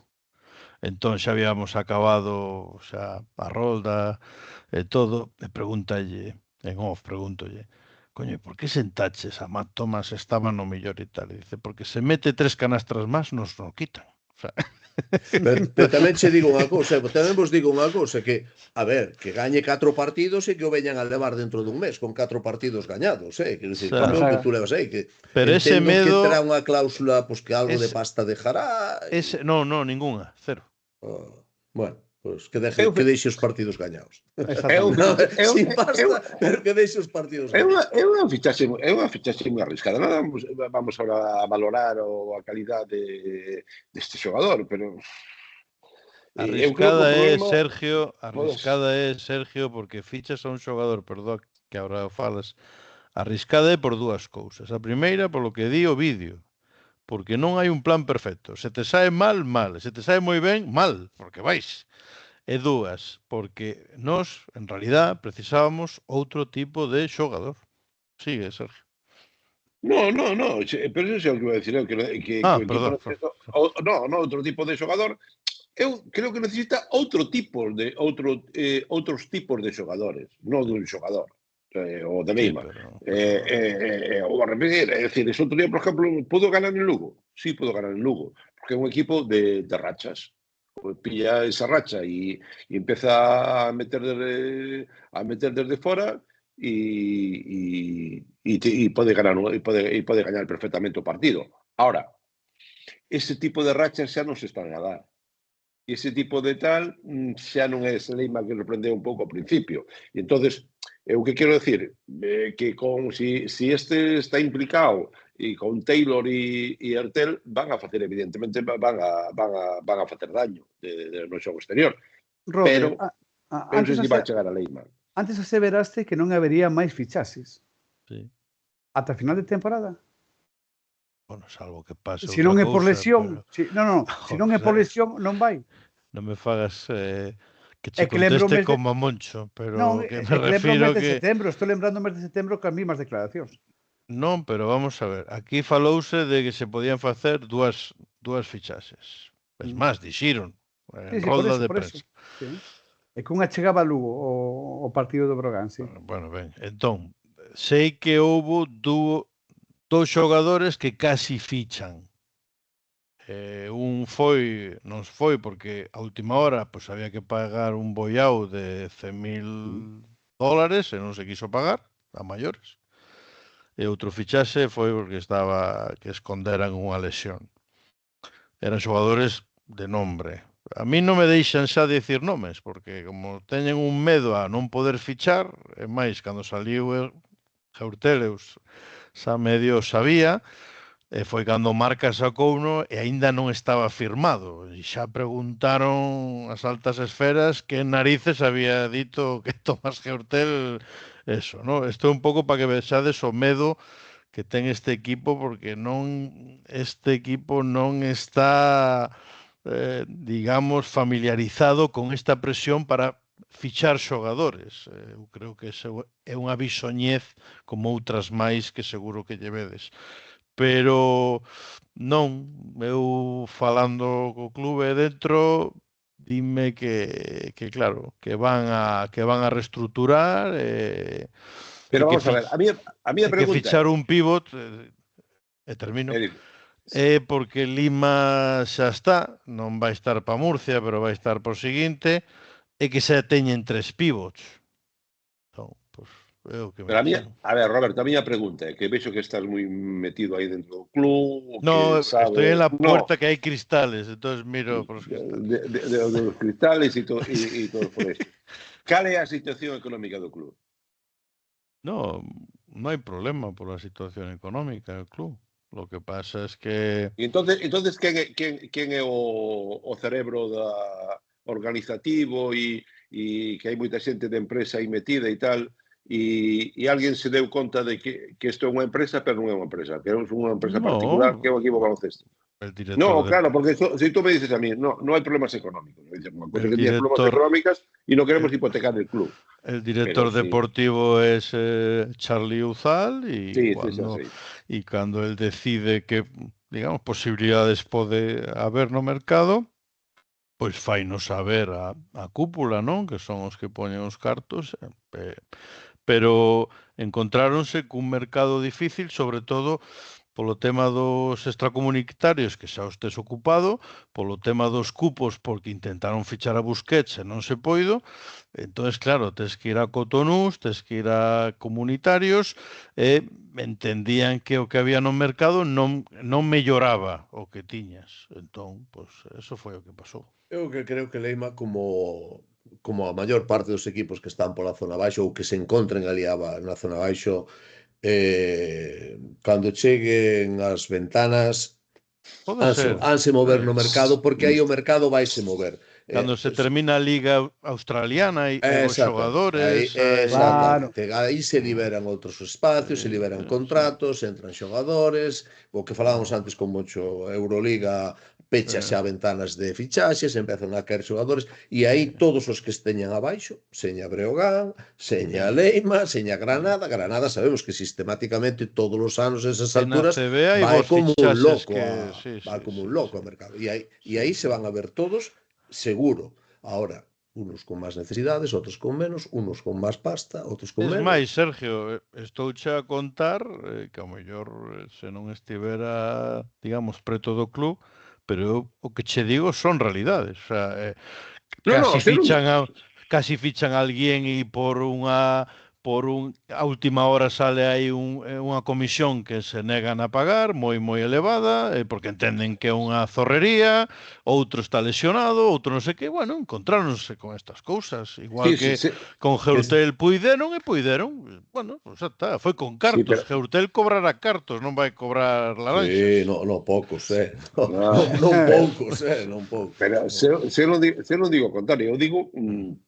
É unha situación que me resulta difícil a veces de entender e ao mellor esa é a política que teñen que seguir de tranquilidade e co que temos pois nos vai a ser suficiente para salvarnos. O discurso de Epi é de que tamén que o dixo Moncho e o vídeo antes os equipos que se manteñan tranquilos en a pelexa ata a xornada 34, ao mellor os que non se poñan nerviosos pois son os que se levan o gato a auga. Ademais, eu creo que tamén o dixo Moncho, decir, o mercado ahora mismo tampouco permite que ninguén vaya a ir e gastar pasta, o digo en serio, gastar pasta a estas alturas é unha auténtica locura, porque vale 2 veces os xogadores poucos que hai no mercado, mínimamente decentes, valen o doble que van poder valer dentro de un mes.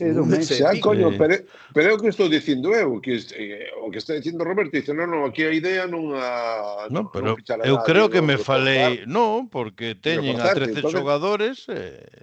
E se nun mes ganaron 4 partidos, pues evidentemente non van a ir ao mercado, pero se nun mes ganaron un partido, van a ir ao mercado como todo Dios. Eu che digo hoxe, non? Señores, quero rematar cunha parte fundamental. A xente que nos ve, eso chamase Ciadeiros, unha festa de básquet en toda regla que se viviu no Pazo, de hermandad entre ambas aficións. Sí, por certo, o hino estuvo... Sombrerazo. Sí, por certo, o hino estuvo moi ben no pabellón do Sar, Ese Movistar, esa...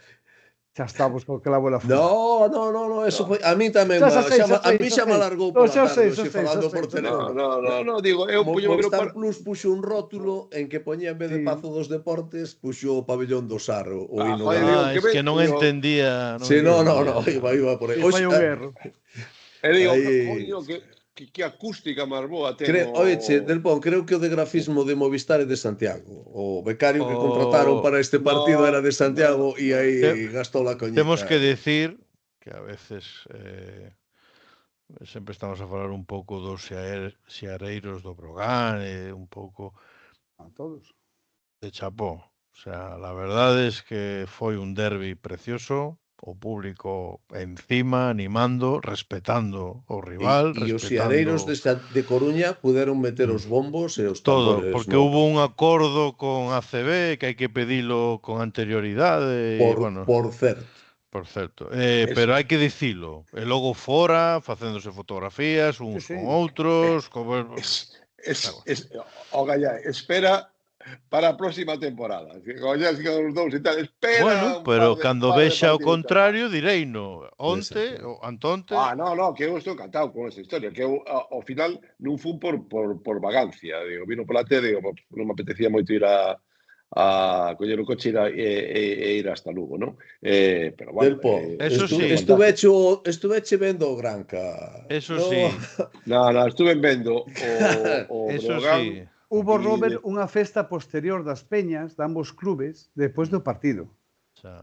Fai anos eso sería imposible, fai un ano sería totalmente imposible. No, de verdade, a máis estaban nun fondo, pero como que fai anos? Noutro fondo. Fai anos, e fai ano, dice tamén.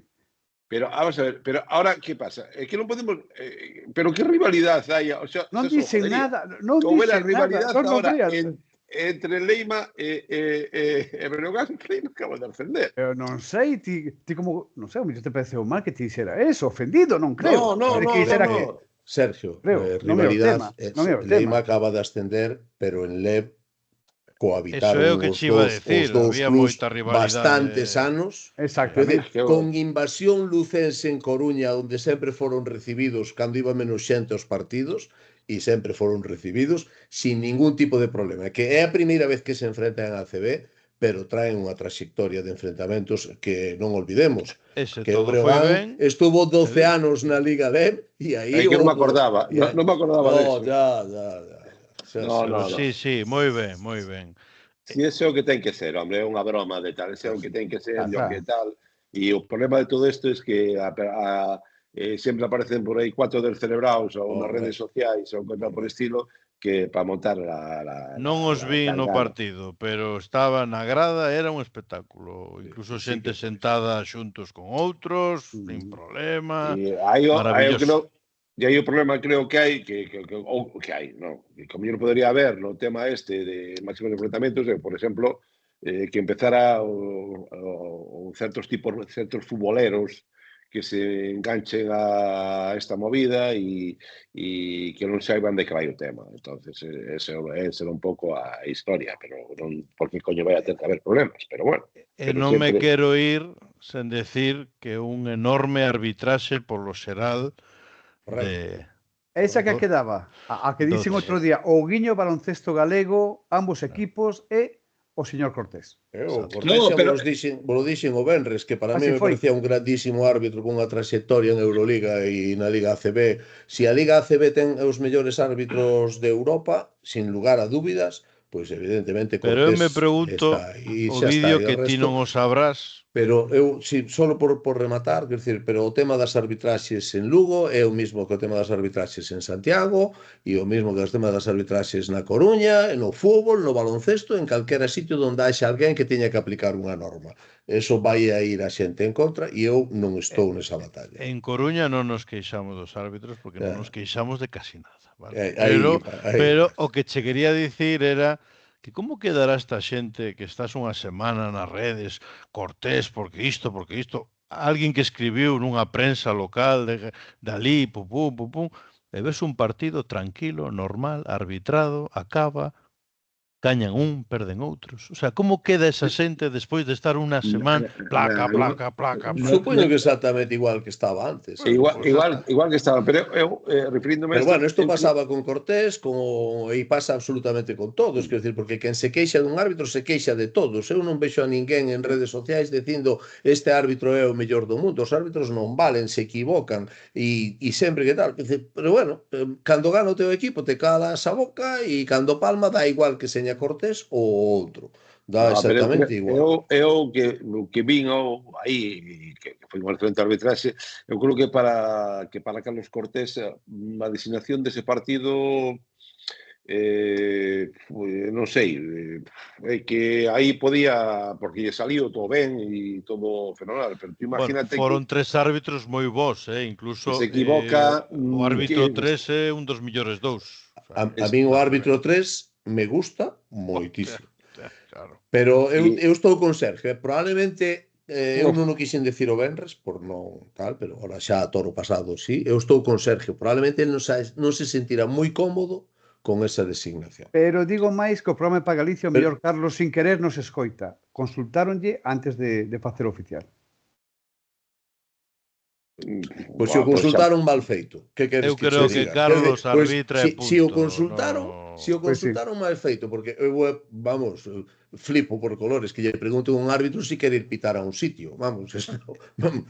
Eu che podo asegurar, e non é por despreciar o Pazo, nen a Caldeira do Sar, nen o Coliseum Herculino, somos canchas moi febles comparado con algunhas que hai por aí en Europa, E Cortés ten o cu pelado de pitar por Europa. Sí, pero non é cuestión de presión, a presión que pode recibir do público. Evidentemente, se estás en Euroliga, estás pitando por Grecia, estás pitando por Turquía, por Serbia, por aí nos vivimos o que había nesas canchas, e o que hai en Lugo, o que hai en Santiago, o que pode haber en Coruña, é unha coña marinera, non? Son saudas. Imos rematando, señores. Eu quería decir a situación de Carlos, porque, por exemplo, as veces que pitou no Sar, eu acordo que houve algúns partidos que non tuvo moita sorte, é dicir, con decisións non tuvo sorte en tal. Eu vi esa situación nun partido que estás pitando o Leime, el de Coruña, el Lugo. Ímonos, que nos espera Alonso Grela, o señor Sejo del Pon e con Andrés Cachalvite. Continuamos nada. hoxe casi de xira por Santiago, señor Del Pon, casi por Santiago. O Eu vídeo, de Quiroga, do vídeo, ora que non escoita nadie, parabéns. Robert, a seguinte o gallá sexa vosa.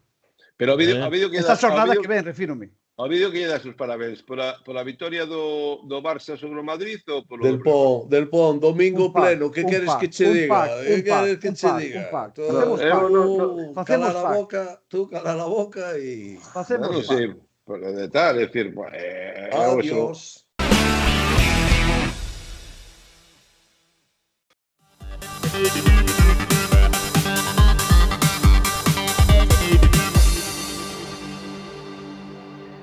O partido nos Sar deixou unha imaxe moi bonita ao final do encontro, non? Alonso Grela, que case medio galego, enda que naceu en Mieres, está estudando aquí farmacia, e prontiño cumple anos, os 19, día 24 deste mes, tuvo aplausos a doquier nese pabellón, 2 tiros libres. Alonso está connosco, igualmente que Sergio, boa noite. Andrés, boa noite. Hola, boa noite. E o noso convidado, Alonso, un placer moi grande que estés connosco. Hola, buenas tardes.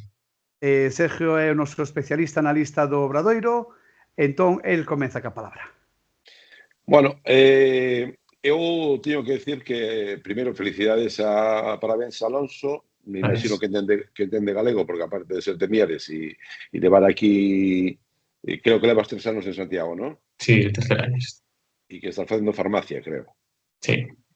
Sergio, a universidade, aí aprendense moitos idiomas. No, sí, porque ademais os que viñemos a Santiago pois a estudiar era aquela época de que no Obradoiro, por exemplo, houve unha época que creo que o 80% ou 90% de xogadores eran todos universitarios, ¿no? Que viñan de todas partes e viñan a estudiar aquí e a veces xa eran baloncesto profesional, ¿no? Entonces, eu teño que decir que Alonso o vin xogar 2 veces. Vino xogar en Copa contra o Prat e vino xogar ese outro día, o sábado, creo que foron 6 minutos contra Oviedo, non? E eu creo, ademais, decidimos invitalo porque eu creo que merece estar aquí e eu se falei con xente e con algunha incluso discutín e dixo que eu creo que debe ter minutos no Obradoiro, porque ese base, eu diría puro, que ahora xa non hai, e que polo que vin ante Prat e polo que vin ante Oviedo, eu creo que é un xogador que hai que dar oportunidades. Xa sabemos que é moi complicado, tal como está a situación no Obradoiro, que é un equipo profesional que busca o ascenso e que el non deixa de ser casi un junior, non? E entonces vai ter quizás un rol complicado dentro de toda a estrutura do Obradoiro, pero eu creo que merece ter minutos. E a miña pregunta é, Alonso, ese outro día, cando saíches, estaba lesionado Nacho Varela, estaba Sergi solamente de base porque Ratti non estaba, e sabías que non podías fallar. Tú, nesos momentos, como saltaches o campo, como estabas emocionalmente, e a responsabilidad? Yo estaba nervioso, la verdad. Así que bueno, ahora no puedo cagarla. Tengo que hacerlo bien y además era un partido especial porque era contra el Oviedo. Y sí que estaba nervioso, pero salí con muchas ganas, como siempre, a hacerlo lo mejor que podía. Y vamos, a mí as características de Alonso me gustan. Digo, hai quen dice que o teu problema é que non tiras e que no baloncesto moderno hai que tirar, que che van a empezar a pasar os bloqueos por detrás e que ese é o problema. Eu non estou moi de acordo con eso, pero bueno, tú eres consciente de esa situación. Sí, claro que soy consciente. Y sí que, bueno, a lo mejor no tengo un buen porcentaje o en algunas situaciones no me puedo encontrar tan cómodo como en otras, pero soy consciente y estoy trabajando en ello. Estás facendo horas extras de tiro? Como estás? Porque estás compaginando ademais os estudios co baloncesto, claro. Sí, pero yo hago técnica de tiro con el entrenador de Leva 3 veces a la semana, por lo menos. Hoy si tengo algún rato para ir tirar con la máquina, pues intento estar ahí en SAR. A ver, ¿tu idea es ser profesional o qué primas? Me supongo que primero los estudios y luego baloncesto, ¿no? A ¿O ver, no? siempre hay que decir que primero los estudios, pero mi idea es ser profesional de baloncesto. Si, si tengo que faltar a clase para ir a entrenar, pues yo voy a faltar a clase, pero siempre teniendo los estudios en mente y no dejándolos atrás. ¿Cómo lo ves los estudios? ¿Cómo vas? ¿En qué curso vas? Ahora estoy en segundo, pero estoy repitiendo de primero, porque el año pasado estuve también con dinámica con el primer equipo en ACB, pues hubo momentos que tampoco pude ir a clase y me quedaron algunas asignaturas que estoy recuperando. Y ahora pues mi idea es ir poco a poco con la carrera, haciendo lo que pueda sin parar, pero bueno, más centrado en el baloncesto. ¿Y tú qué perspectivas tes? ¿Ves que podes... sabes cuál é a situación? É dicir, no teu posto está xogando de base Selle Quintero, está Nacho e está aí, ahora acaba de chegar Rati. É dicir, en teoría, pues serías o cuarto base. Eso, Sí, como asumes, como ves, como gestionas todo eso? yo la verdad con poder contar con entrenar cada día con ellos y enfrentarme a gente de más nivel para poder mejorar, pues ya para mí pues es una oportunidad, porque hay mucha gente que no tiene eso en sus entrenamientos.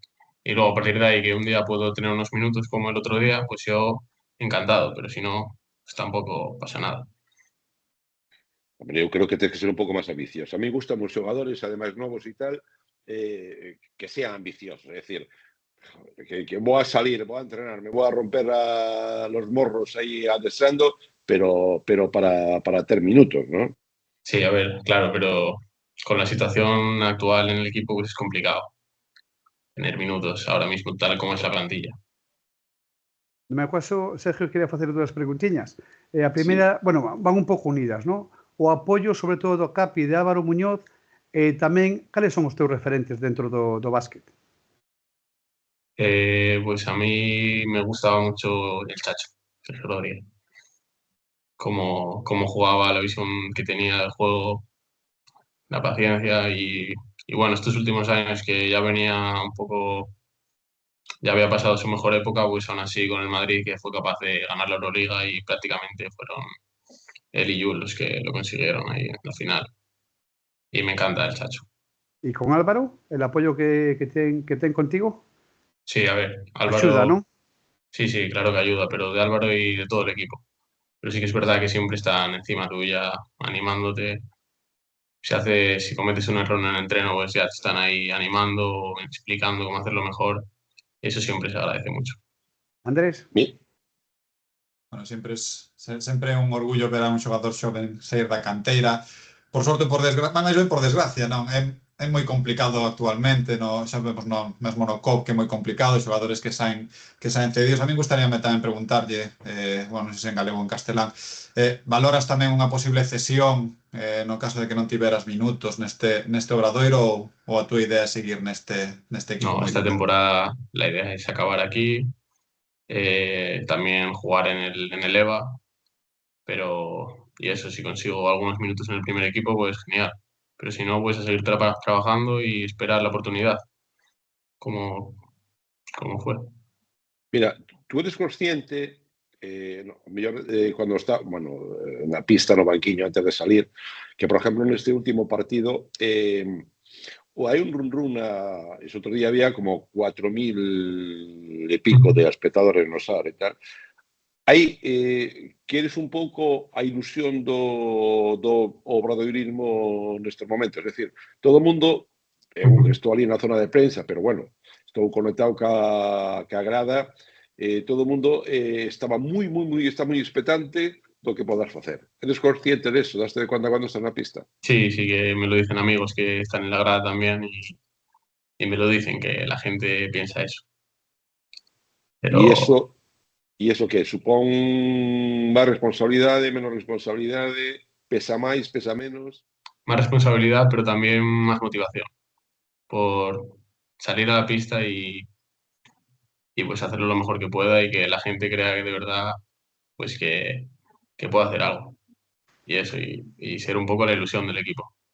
Imos, Sergio, cas dos últimas, Sí, no, eu lle quería preguntar, a mí o que, xa te digo, do que vin nestes dos partidos, a mí o que máis me gustou é bueno, aparte que en defensa tremendo a súa actividade defensiva, creo que para mí defensivamente creo que é un xogador moi bon, e en ataque, ca moda esta que hai ahora bueno, todos queremos xogadores que xeneren, xeneradores, como digo eu, xeneradores hai 5. De Conca e tal. A mí me parece que é o típico base puro. É dicir, eso todavía vin que chega a ataque, para, observa, ve, espera que o sistema vaya hasta o final para soltar o balón, pois o tirador que sai dos bloqueos de un lado ou do outro e tal. E é o que máis me gusta de eso. Tú tes asumido que sea a túa misión no xogo, o que máis te gusta?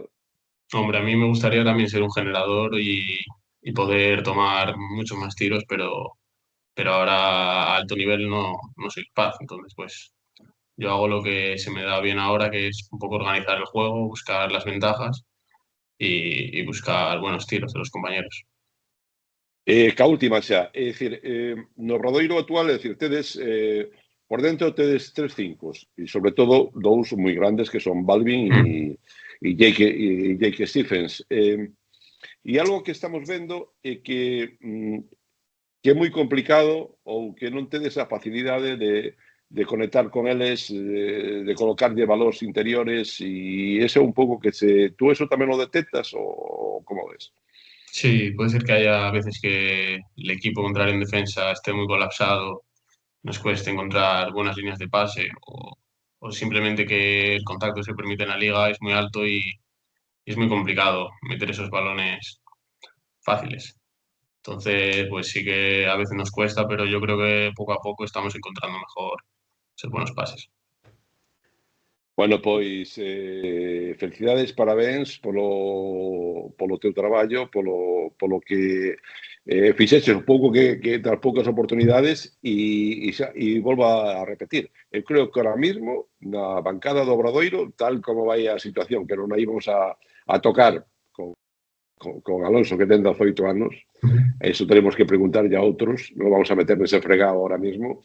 Repito, a xente na bancada do SAR está todo o mundo expectante e eu creo que en momentos determinados a xente o vai a pedir que para verlo en pista. Alonso, moitas gracias por estar connosco. Tamén agradecer a Pablo, xefe de prensa do clube, pola xestión.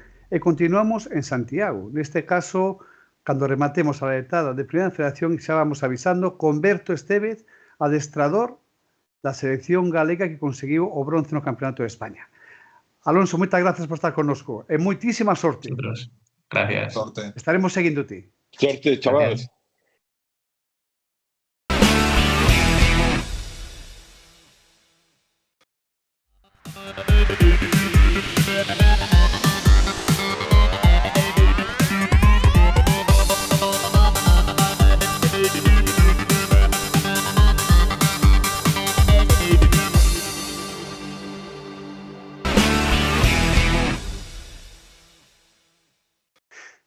Pois sí que ten futuro este rapaz. Temos que estar seguindo que olliño, que si Sergio botou a mão aí, botou o ollo, será por algo.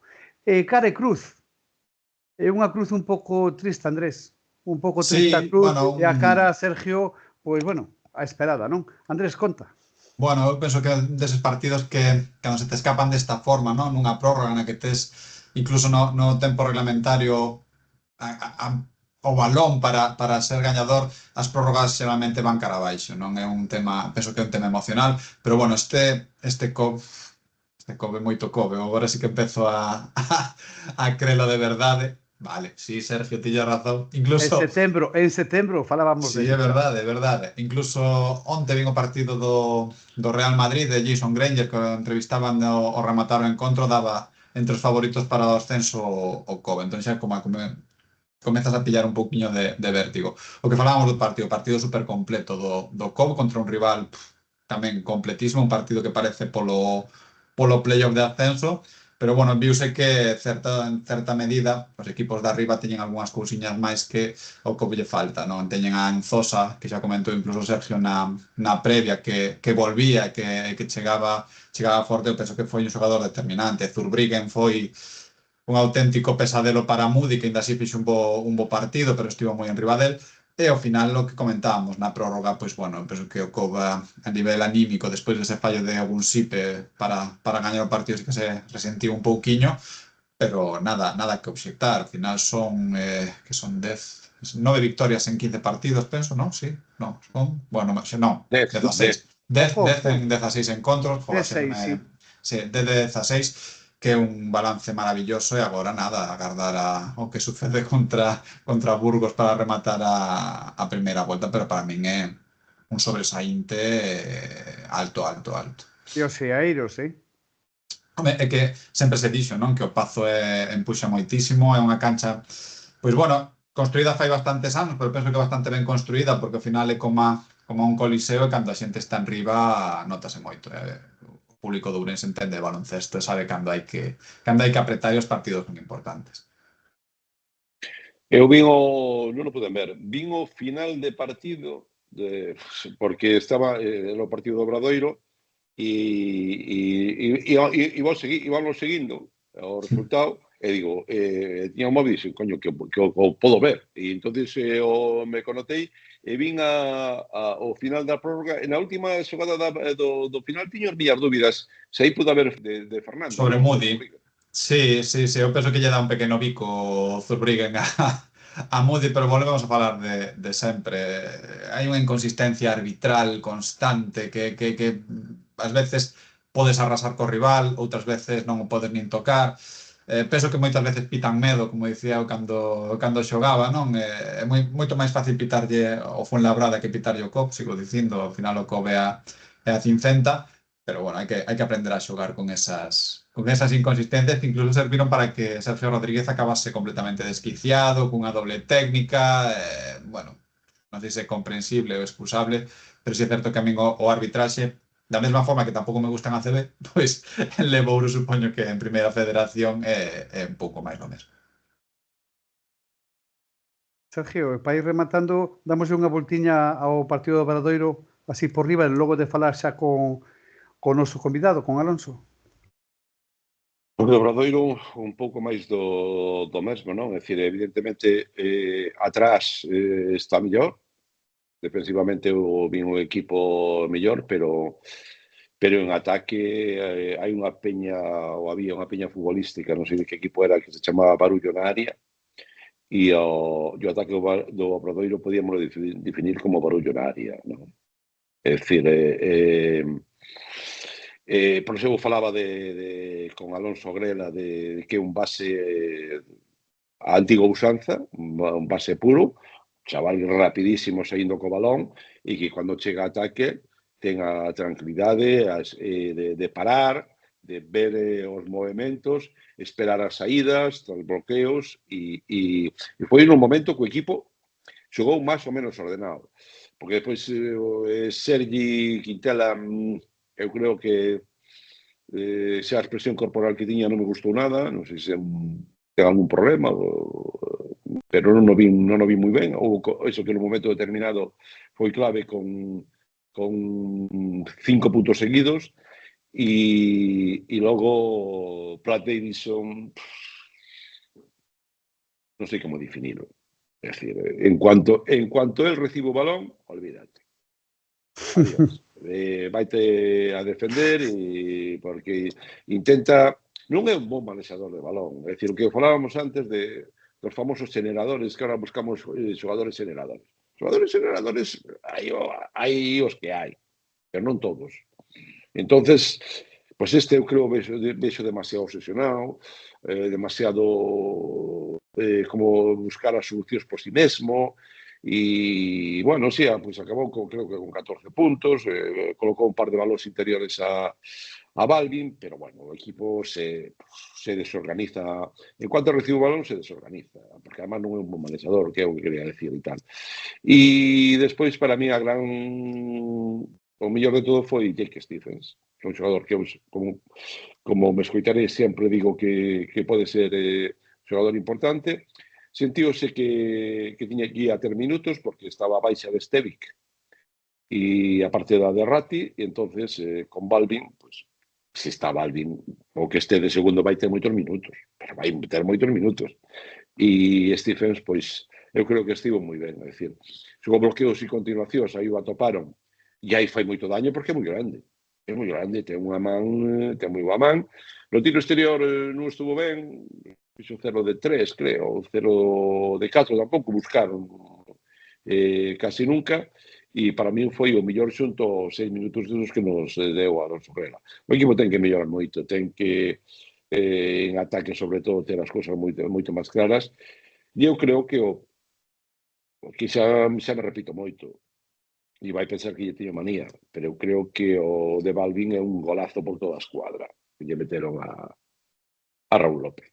Creo que é un golazo tremendo e bueno, e vai pola pista, pois ves que non tiña que ser o líder, tiña que ser o máis implicado, porque é o que cobra. Todos cobran, pero é o que máis cobra. E entonces, pois eu creo que físicamente non está ben, veu de China, veu como veu, e aí foi un dos problemas que houbo con, aparte de outros moitos que algún día quizás contaremos, con o tema de Gonzalo, e alguén se meteu na cabeza que tiña que xogar sí o sí, e non estaba para levar a toalla, non? E entonces eu creo que ese é o problema, porque o Obradoiro ten que seguir gañando partidos, porque ten que meter nos playoffs, dicen, non, vamos a esperar a Final Four, non, tens que seguir gañando partidos para meterte en playoffs, porque eso empeza a colapsar por aí, que hai moitos equipos metidos en faena, non? E eu creo que, a ver, que en Menorca, a seguinte saída, logo ten a Copa. Non sei. Sigo tendo moitas dúbidas. Pois imos deixalo aí, Andrés, imos deixalo Sergio. Vamos a coñecer a Berto Vázquez, o seleccionador que comentábamos antes, a selección infantil, e posteriormente o Lliño, Matea Taric e Jessica Fekir no bloque de femenino. Así que vamos a aguantar un pouco máis o programa, se os apetece. Gracias, Sergio. Gracias, Andrés. Gracias. Hasta luego, Andrés. Boa noitiña a todos. Chao.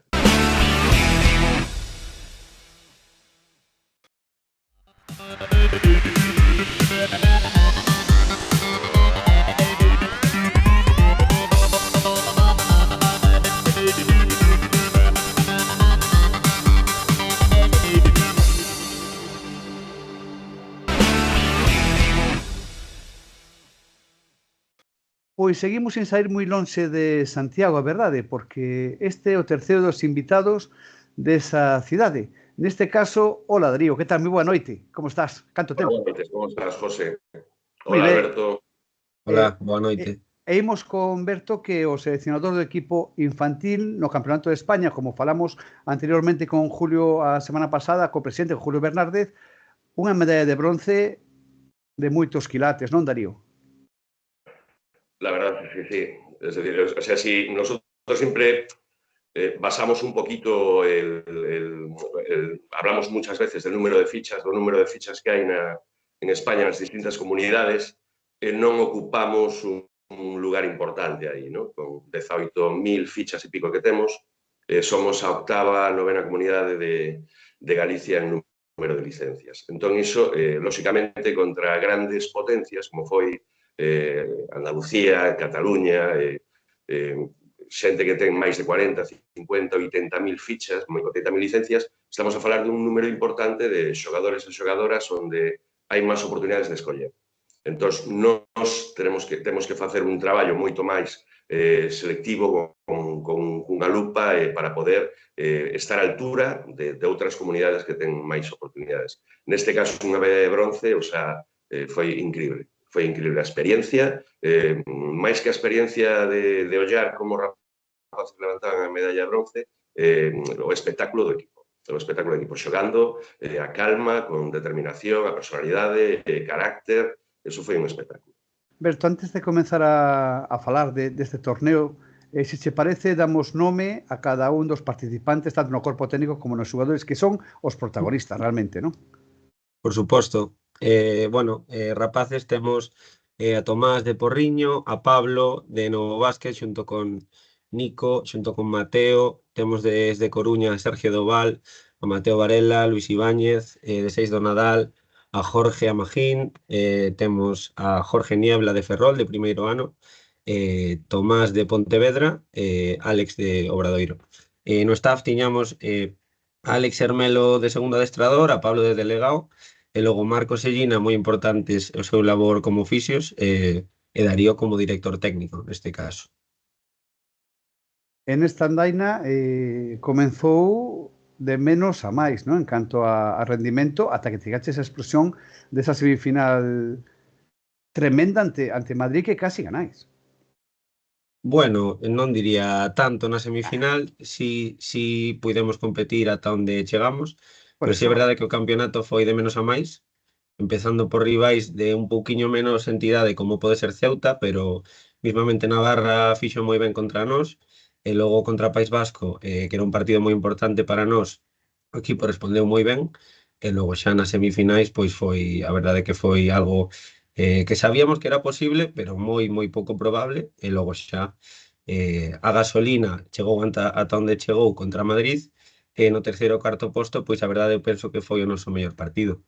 Un campeonato pois de menos a máis, pero moi intenso en todos os partidos, en todos os momentos, fora de pista. É unha experiencia para recordar, sen dúbida. En a parte técnica, Darío? Na parte técnica, a verdade é que eu é a segunda vez que teño a experiencia de estar nun Campeonato de España. Disfrutei moito máis este ano por toda a evolución dos adestramentos, as concentracións, como construían os equipos. E a verdade é que o que di Alberto é certo, non? Cando vas a un campeonato, xa non porque os huesos máis duros están ao final, sino porque a medida que van transcurriendo os xogos, a xente vai, os roles dentro do equipo, o funcionamento do equipo, o xogo, a que queremos xogar, todo iso vaise, todos os teus traballos vanse poñendo pouco a pouco, vas cimentando hasta onde podas chegar o equipo. Este ano pasou con todos os equipos, levaron todas as seleccións infantiles, cadetes, masculina e femenina, levaron os seus equipos onde podían levar esa xeración. Entón, no caso do masculino foi máis espectacular, non? Porque o cruce contra Cataluña, que é unha de las dos potencias de España, máis de 80.000 licencias, unha seguridade, un partido igualado, un partido que podía caer dun lado ou de outro, a personalidade dos xogadores, todos os traballos que había que facer, todos os mínimos, todos ben feitos, un equipo moi unido, moi boa imaxe. Foi un espectáculo, gañar a Cataluña foi un espectáculo. E depois xa Andalucía, outra das potencias a nivel español, foi, un dominio en todas as facetas do xogo, unha seriedade, unha tranquilidade. Alberto con 60 pulsacións ali sentado no banquillo, exteriormente, todos os rapaces moi metidos no que tiñan que facer, foi un espectáculo. Levaron un equipo onde podían levar esa xeración. Se vos parece, pego un pequeno salto a outra selección, ese trociño que nos queda no corazón da cadete, non? Que mágoa? Bueno, eu le dou importancia, hablando un pouco en xeral, eu dou importancia ao traballo dos 4 seleccionadores, porque levaron un grupo de traballo que podían levar ata onde pudieron levar esa xeración, non? Eso primeiro. Deixando aparte isto, é certo que a medalla de bronce foi épica, non se me ocurre outro adxetivo, porque a verdade é que se a principio da primeira concentración din que imos chegar unhas semifinais e que imos a sacar unha medalla de bronce, teríamos que sentarnos nunha cadeira, non?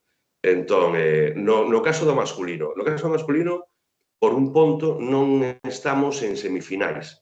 É dicir, outro deses traballos onde levas unha xeración, que era unha boa xeración, que podía competir físicamente con outras seleccións, levas esa xeración até onde podes levala, non?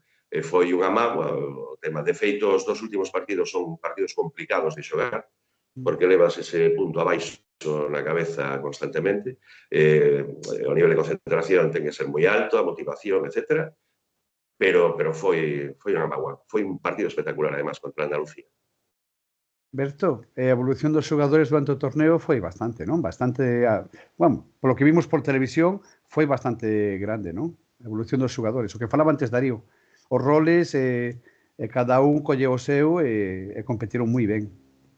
Sí, sen dúbida, a verdade é que é un equipo que crecía ante as dificultades, xa vislumbramos brotes verdes neste sentido na preparación, xogando contra un combinado cadete de Euskadi, bueno, facíanos pensar que tiñamos fortalezas e esas aproveitábamos, pois podíamos seguir crecendo durante o campeonato, que é o ideal neste tipo de torneos, e así foi. A verdade é que en Galicia temos un bon nivel competitivo nas nosas ligas galegas, pero a verdade é que fora hai un pasiño ou dous máis. Neste caso, os rapaces entenderon o seu rol á perfección, tanto dentro da pista como fora. Se nós comentábamos calquera cousa ao grupo enseguida ia pola mesma dirección, eso non é sinxelo con rapaces e rapazas de calqueira idade, neste caso pois saiu todo ben. Rapaces que xogaban menos minutos pois saían, sabían o que tiñan que facer, tomaban os tiros con confianza na mesma medida cos que xogaban 25 ou 30.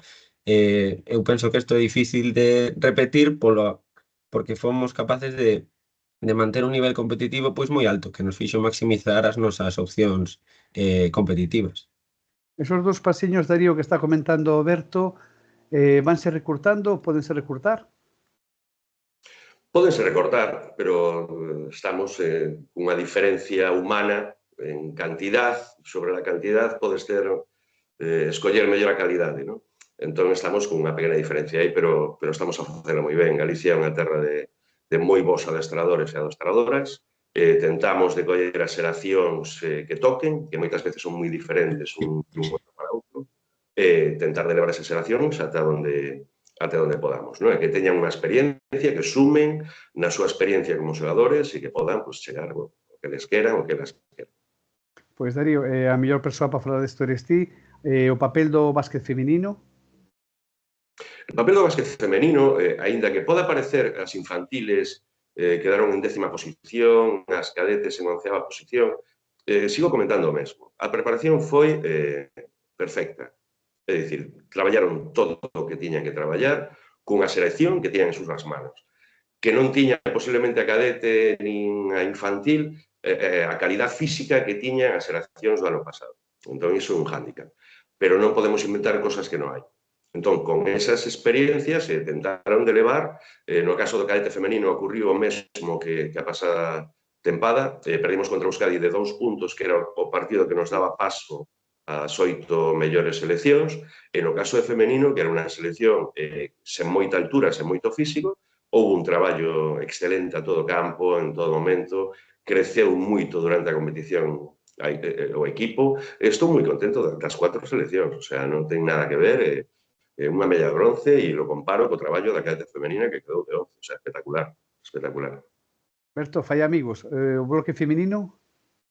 Pois sí, sen dúbida que nestes campeonatos un partido a cara ao cruz pode significar un aparente éxito ou un aparente fracaso, pero eu penso que o que di Darío é co que nos temos que quedar. Ao final é unha preparación no que tamén influen moitas xogadoras e xogadores de outros clubes que ao final non poden estar porque ao final van 12. Bueno, poden pasar moitísimas cousas. Ao final, como comentábamos tamén, a cadete masculina estivo a 2 puntos ou 1 punto de facer historia. Bueno, penso que hai que quedarse tamén co proceso. Non debemos olvidar que son categorías de formación na que os xogadores levan estas experiencias para futuros torneos, futuros adestramentos, para toda a súa vida, que hai que sabelo xestionar tamén, non agora por quedar terceiros estes rapaces pois van chegar a CB ou onde sexa, simplemente teñen que ir sumando, metendo no peito e seguir mellorando con humildade. Eres consciente de que fixeches historia, non? Como adestrador, vai quedar sempre o teu nome aí posto. Cal foi o momento de maior subidón que entendo calé e o momento máis floxo que pasaches durante o torneo? Bueno, o momento, pois a partir de Cataluña, eu penso que tanto Alex como Pablo, o staff, comentábamos que aínda non éramos capaces de asimilalo, que era moi complicado. O que pasa é que neses momentos tes pouco tempo, porque logo tes que ir ao hotel, tes que preparar o seguinte partido, descansar, etc. E aí a xestión desas emocións pois foi un pouco a clave. Nós non tiñamos nada que perder, tiñamos un subidón moi grande, pero sabíamos que tiñamos que seguir traballando e preparando da mesma maneira, arreo como sempre, E logo, bueno, sí que contra Madrid foi un partido no que en ningún momento vimos unha posibilidade real. Sí que sabíamos que tiñamos opcións, pero de momento Madrid mostrou un nivel competitivo moi alto. Penso que iban un pasiño por delante a nivel táctico ca nós, non estivemos especialmente ben desde o banquillo, pero bueno, en ningún momento vimos opcións. Ese sí que foi un momento duro, porque nunha semifinal sempre queres intentar competir pois o mellor que poidas, en ese caso pois non foi a nosa mellor versión. Pero sí que ser capaces de darlle a volta ao día seguinte e facer un bo partido contra Andalucía, pois fíxonos olvidar un pouquiño a semifinal. Eu diría que esos foron os momentos máis duros, pero dentro da felicidade que implica ir a un campeonato representando Galicia, sen ningún tipo de presión, máis aló de que os rapaces o fagan o mellor posible e compitan e melloren e xa está. Cabo yo. Berto, quédanos unha cousa importante por falar. Como foi a viaxe de volta para aquí, para Galiza?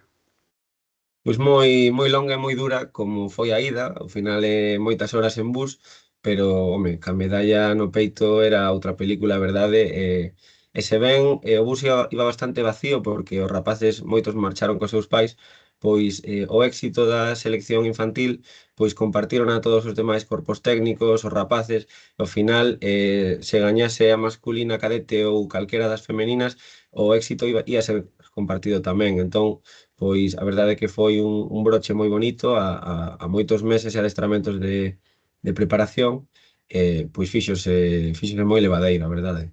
E seguiremos aí no cargo un pouquiño máis, non? Darío. A ver. Moitas grazas por estar connosco. Queríamos poñer en valor o mérito das seleccións galegas nesta competición. Berto, un placer. Esperamos estar contigo en máis ocasións. Grazas por estar connosco. Moitas gracias. E Darío, estamos no ano 25 xa, e volveremos a iso que tanto lle gusta a xente, que son os clubes de canteira a próxima semana, os clubes de formación. Perfecto, estamos aí. Un aperta, mestre.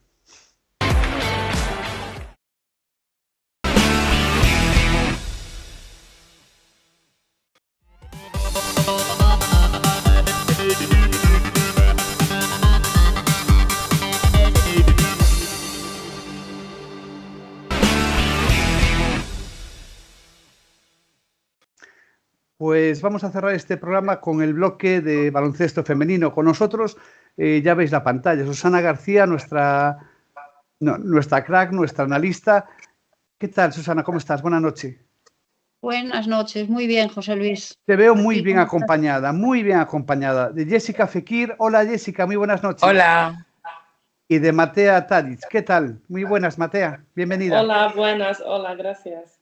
Un placer que estéis con nosotros una vez más, que tengamos, pues eso, visualización de baloncesto femenino tan importante, ¿no? Y si os parece, empezamos un poco recordando el devenir de la jugadora del Ensino, Jessica Fekir, que, por cierto, lo más importante para nosotros, para Galicia, es que ya has pasado por los 3 equipos gallegos, ¿no? Sí, un año en Celta, 2 años en Baxi-Ferrol y ahora un año en Lugo.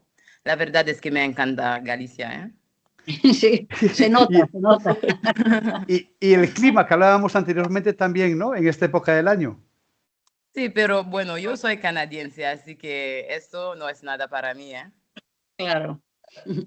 Jessica, comentaba en verano, cuando realizó el fichaje oficial el Ensino sobre ti, comentaba Antonio Pernas que eras una jugadora tremendamente eficiente, capaz de aportar en muchas facetas del juego, ya sea desde la anotación, en el perímetro, en el poste bajo o en el rebote defensivo. Y esa muñeca tan buena que tienes. ¿Estás de acuerdo un poco con lo que Antonio pretendía cuando te fichó? Sí, bueno, yo creo que soy una jugadora así, que puedo hacer muchas cosas. La verdad es que me gusta mucho postear, pero también tirar, depende cómo me defienden, ¿sabes? Pero esta temporada, bueno, no estoy tirando muy bien, pero los últimos partidos sí. Así que a ver cómo salen los próximos partidos, pero sí estoy de acuerdo con él y ya. Pero hasta el momento estás llevando una temporada bastante buena, ¿no? Bueno, podemos hacer... a nivel equipo sí, pero bueno. Un poquito mejor, pero ojalá podemos hacerlo mejor la segunda ronda y lo vamos a intentar seguro. Y Matea, me imagino que eres consciente que eres la oferta, la demanda y todo dentro del Celta en el puesto de base, ¿no? Eres la apuesta de Cristina Cantero. Sí, eso es de verdad y a mí me gusta eso. Yo soy como tipo de jugadora que manda y asisto y quiero, como hablo mucho con Cris, claro. Yo estoy para ella, para mi equipo ahí. También puedo tirar, meter canastras, pero no hago eso. Es como para mí me alegra mucho más mandar y que mi equipo está bien y que si puedo buscar Clem o alguien de mi equipo que ellos están bien en el partido, eso es mi trabajo. Y también agresiva en defensa, que todos somos juntos y hablar mucho, eso es mi rol aquí. A mí me gusta eso. Un español perfecto de las dos, se entiende perfectísimamente. Muchas gracias. Susana, por favor. Pues sí, Matea, dices que no te gusta, vamos, que no te gusta, que te gusta más mandar. Yo también jugaba de base y te entiendo que me gustaba más mandar, pero también tienes que mirar la canasta, porque hay veces que el equipo se atasca y sí que lo haces, además, porque yo te he visto partidos que el equipo estaba un poco atascado y que tú abrías un poco la defensa con tus tiros y sobre todo con tus penetraciones, porque eres muy, muy vertical. O sea que yo creo que tu papel en el equipo es súper importante y me parece que es muy importante para las jugadoras jóvenes, para que les sirvas un poco como ejemplo. ¿Te parece a ti también esto? Sí, es como, yo pienso también que baloncesto se cambian de antes y no dije que base no puede meter canastras, o hay bases en Liga Endesa que meten mucho más canastras de mí. Claro, para mí es toda mi vida, me dije mandar, pasar, claro, ahora baloncesto está cambiando. También yo necesito ir más vertical, más tirar también. En Celta necesita eso de mí también. Cris me dije, Mati, necesitas buscar tus tiros, porque si tú no metes, nadie mete eso, también esta agresividad. Si no voy vertical, no puedo meter, no puedo también buscar mis amigas, compañeras. Claro que me gusta, como me alegro que entiendes y yo pienso mismo que necesito ir vertical y también buscar tiros, solo que esto es cuando juegas toda la vida a la base, como eso, no está como fácil. Ahora sí, vas a tirar, vas a eso, solo que si tiempo como yo pienso que puedo ver ahora mi progreso también y estoy buscando mis tiros de antes, claro, para ahora en otra ronda, vamos a ver si puede ir más. Seguro que sí. Jessica, ¿cómo te encuentras tú en el equipo con la vuelta de Antonio al banquillo? Uy, perdón. Con la vuelta de Antonio a los banquillos, que no empezó la temporada con vosotros, y cambiasteis un poco la forma de juego, de jugar con dos bases bastante tiempo, con Elena y con Claudia. ¿Cómo ves al equipo tú ahora mismo en este momento de la temporada? Muy bien, la verdad es que Antonio es un entrenador que demanda muchísimo de cada una, que para mí es muy bueno porque así todas podemos sacar lo mejor de nosotras. Ahora mismo es que estamos trabajando muy bien, muy duro, juntas. Creo que vamos a demostrarlo en la segunda vuelta porque estamos haciendo un trabajo muy grande ahora en los entrenamientos. Y estoy muy a gusto con Antonio, con mis compañeras, con todo, la verdad. Yo creo que sí, yo creo que la segunda vuelta, tanto Celta como Ensino, vais a remontar estos resultados que tuvisteis ahí, sobre todo Ensino, que perdisteis varios partidos por pocos puntos, que estoy segura de que el trabajo hecho va a tener sus frutos. Y por parte del Celta, pues parecido al año pasado, yo creo que Cristina es una entrenadora que trabaja mucho con la defensa y eso se va notando en partido a partido. Y creo que esta segunda vuelta va a ser un poco la confirmación de las dos mejorías de los dos equipos. ¿Cómo creéis que va a estar al final de apretada la temporada por abajo y por arriba? ¿Qué pronósticos tenéis? Yo no sé la verdad, porque ahora mismo hay como 5 equipos empate. Arriba también está muy cerca cada equipo, así que creo que va a ser una segunda vuelta muy interesante, ¿eh? Pero yo voy con los 2 equipos gallegos, ¿eh? Bueno, 3. De los 3. Baxi está 10º, está un poquito más en mejor posición que vosotras, Sí. pero sí, los 3 equipos tenéis que ir para arriba seguro. Matea, ¿tú qué crees? Yo estoy de acuerdo con Jessica. Yo pienso que va muy interesante y vamos a ver mucho bien partidos, y yo pienso que esta vuelta va mucho más interesante y va a tener mucho más cerca partidos con puntos y todo, y ahora es tiempo para ganar Fekir, y ir arriba. Fekir, en tu caso, 4-12, 4 victorias, 12 Sí. derrotas. Sí. Si el balón hubiera entrado en alguna ocasión, ¿dónde estaría en este momento el Ensino? Por dinámicas luego ganadoras, ¿no? Y estas cosas. Sí, creo que mucho más arriba, la verdad. Porque ahora 4-12 no refleja muy bien el trabajo que estamos haciendo. Y también muchos partidos que perdimos de 2, 3, 4 puntos sin prórroga, cosas así. Pero yo creo que mucho más arriba. Matea, pasó un poquito de tiempo, una semana, pero me gustaría que en primera persona, igual que le hemos preguntado, ¿verdad, Susana Lino, que nos comentases ese final de partido contra el Baxi Ferrolas? ¿Qué sentiste?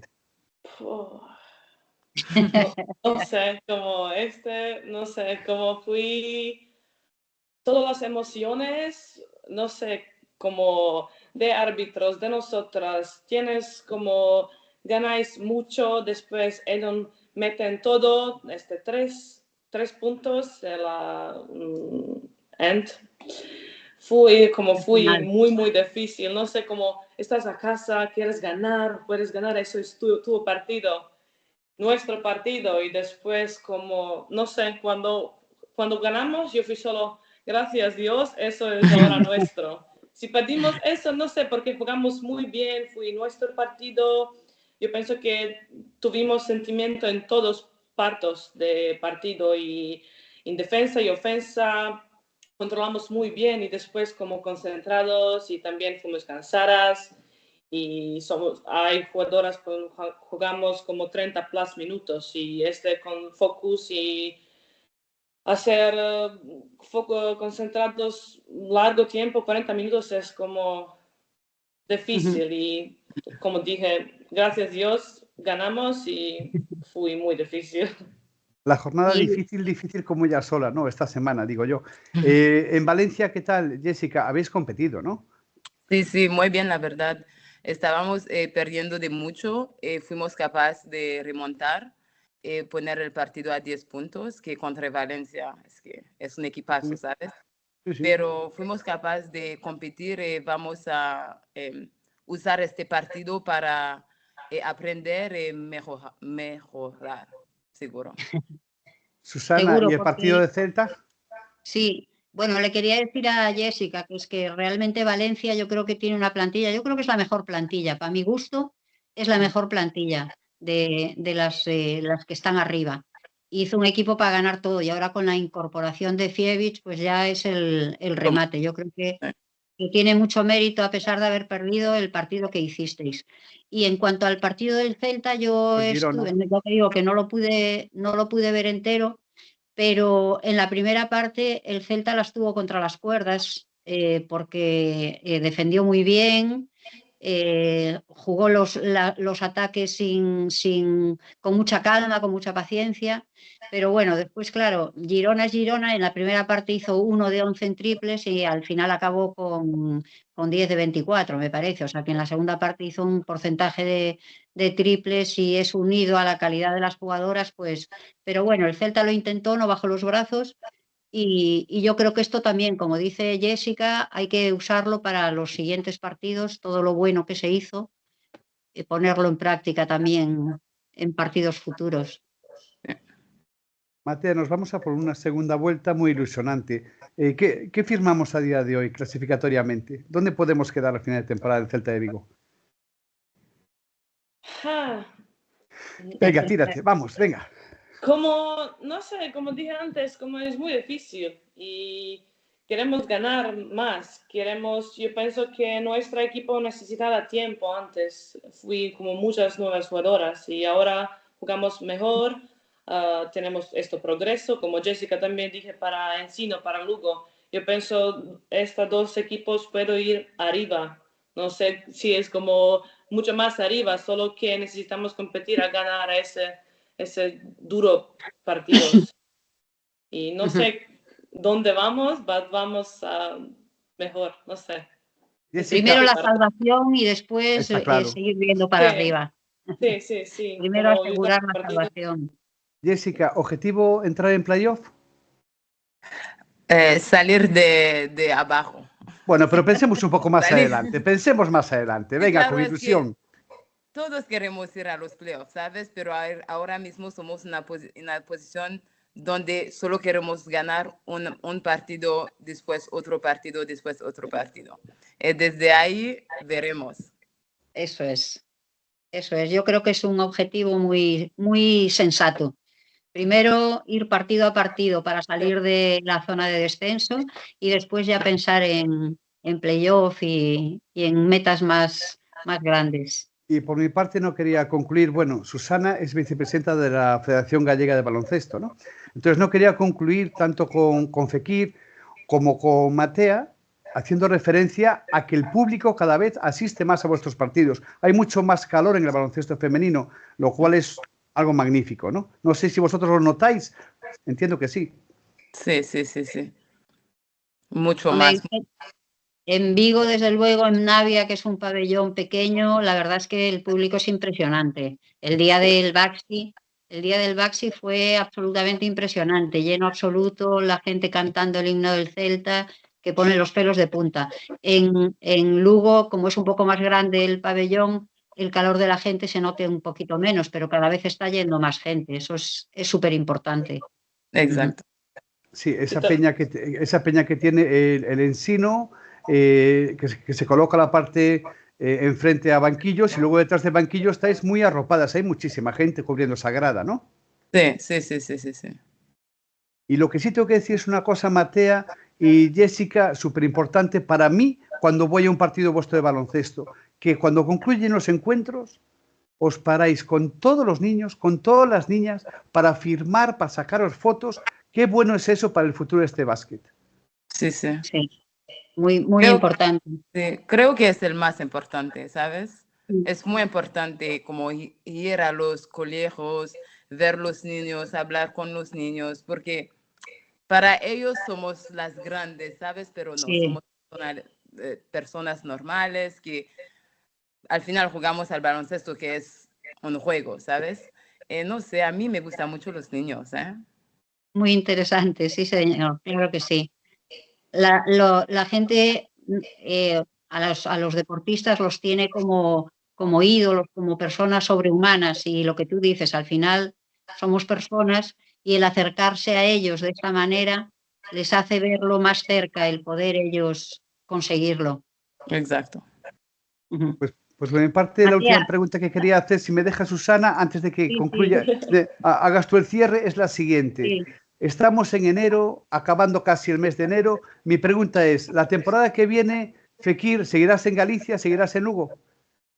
No sé. No sé. Ojalá que sí, no sé. A ver. ¿Tu intención cuál es? Bueno, soy un poquito mayor, ¿sabes? Pero la verdad es que... Con experiencia que eso vale mucho de experiencia. Pero me gustaría quedarme en España, la verdad es que me encanta España, todo, la cultura, las personas, la comida, las playas, todo. Así que veremos. ¿Y en tu caso, Matea? Eso es mi primer año en España. Sí. Y también me gusta todo, y cultura, y comida, y eso. Para ahora no sé dónde voy al próximo año y dónde mi camino va, no sé. Para mí es pronto, no sé, lo sé que hay gente que ficha muy pronto, para mí es como muy pronto, no sé. Vamos a ver. Yo quiero, como mi focus está jugar bien con Celta y hacer mi trabajo como puedo y después vamos a ver dónde vamos. Sí, pero para sentarse a hablar, primero hay que tener ganas de quedarse en un sitio, ¿no? Yo lo intento, Matea, intento sacarte algo. No sé cómo, no sé. Es muy Yo quiero pronto, saber muy como pronto. dónde voy a como ser feliz, ¿sabes? Y donde Eso me es. quieren que trabajo, eso que yo trabajo. Yo no quiero cambiar mí. So, no sé dónde quieren eso de que yo hago, mi trabajo, y donde yo voy a ser feliz. Esto es suficiente para mí. Susana, si te parece, ya para concluir en cuanto a esto, 97-90, Baxi Ferrol en Badalona. Sí, sí, un partido es que, bueno, Baxi venía de jugar el partido de Eurocup, lo que decimos siempre, el cansancio, pero bueno, mucho cansancio no, porque estarán cansadas hoy, pero 97-90 es un resultado para femenino impresionante. Bueno, tuvieron ahí a Coulibaly, que es una muralla ahí en la zona, y aparte hizo 35 puntos y 12 rebotes. Luchar contra eso es complicado, es complicado. Que lo tiene el Yo voy Celta a la tener semana. esto la próxima semana. Sí, la semana que viene.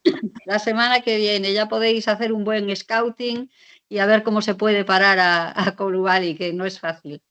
Yo ¿Qué quería pensáis? Sí. comentarle a Matea, que no sé si sabe que es yo creo que la tercera jugadora croata que juega en el Celta. ¿Sabes Sí, que lo hubo sé, ellos me dijeron, claro. Así, tienes contacto con Podruk y con Sliskovic, con Iva y con Emilia Podruk? ¿Por qué no? Porque ellos son mayor de mí.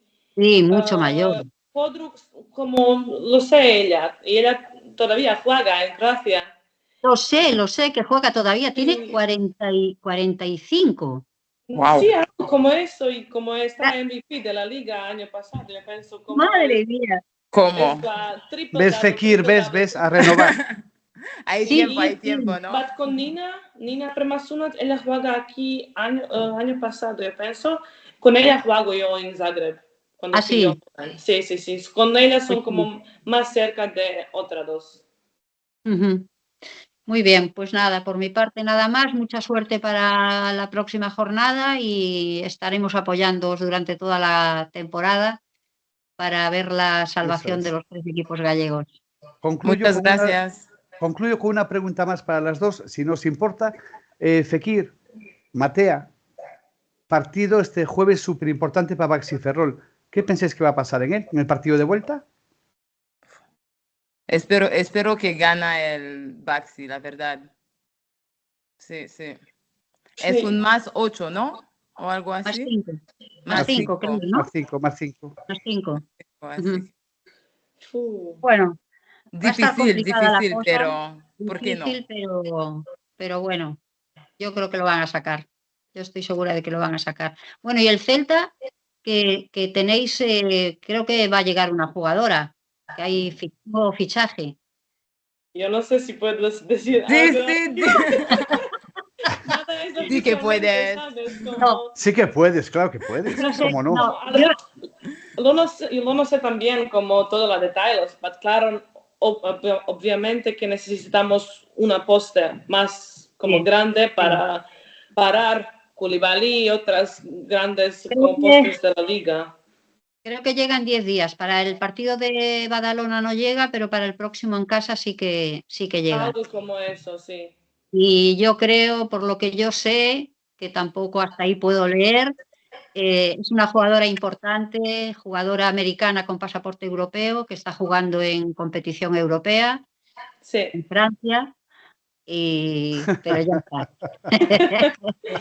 Vamos a ver a 10 días. Vamos a ver si el partido de aquí de casa ya puede jugarlo. Yo lo que os pido es una cosa, que consigamos desde septiembre que hemos empezado, este es el programa 17, que por fin la semana próxima Susana y yo podamos decir pleno, han ganado los 3 equipos. Así que la mayor de las suertes, Matea, la mayor de las suertes, Jessica, y vamos a por una victoria este próximo fin de semana y los que vengan, por supuesto. Muchas gracias. Un placer por estar con nosotros. Muchas gracias. Muchas Igualmente. gracias, mucha suerte.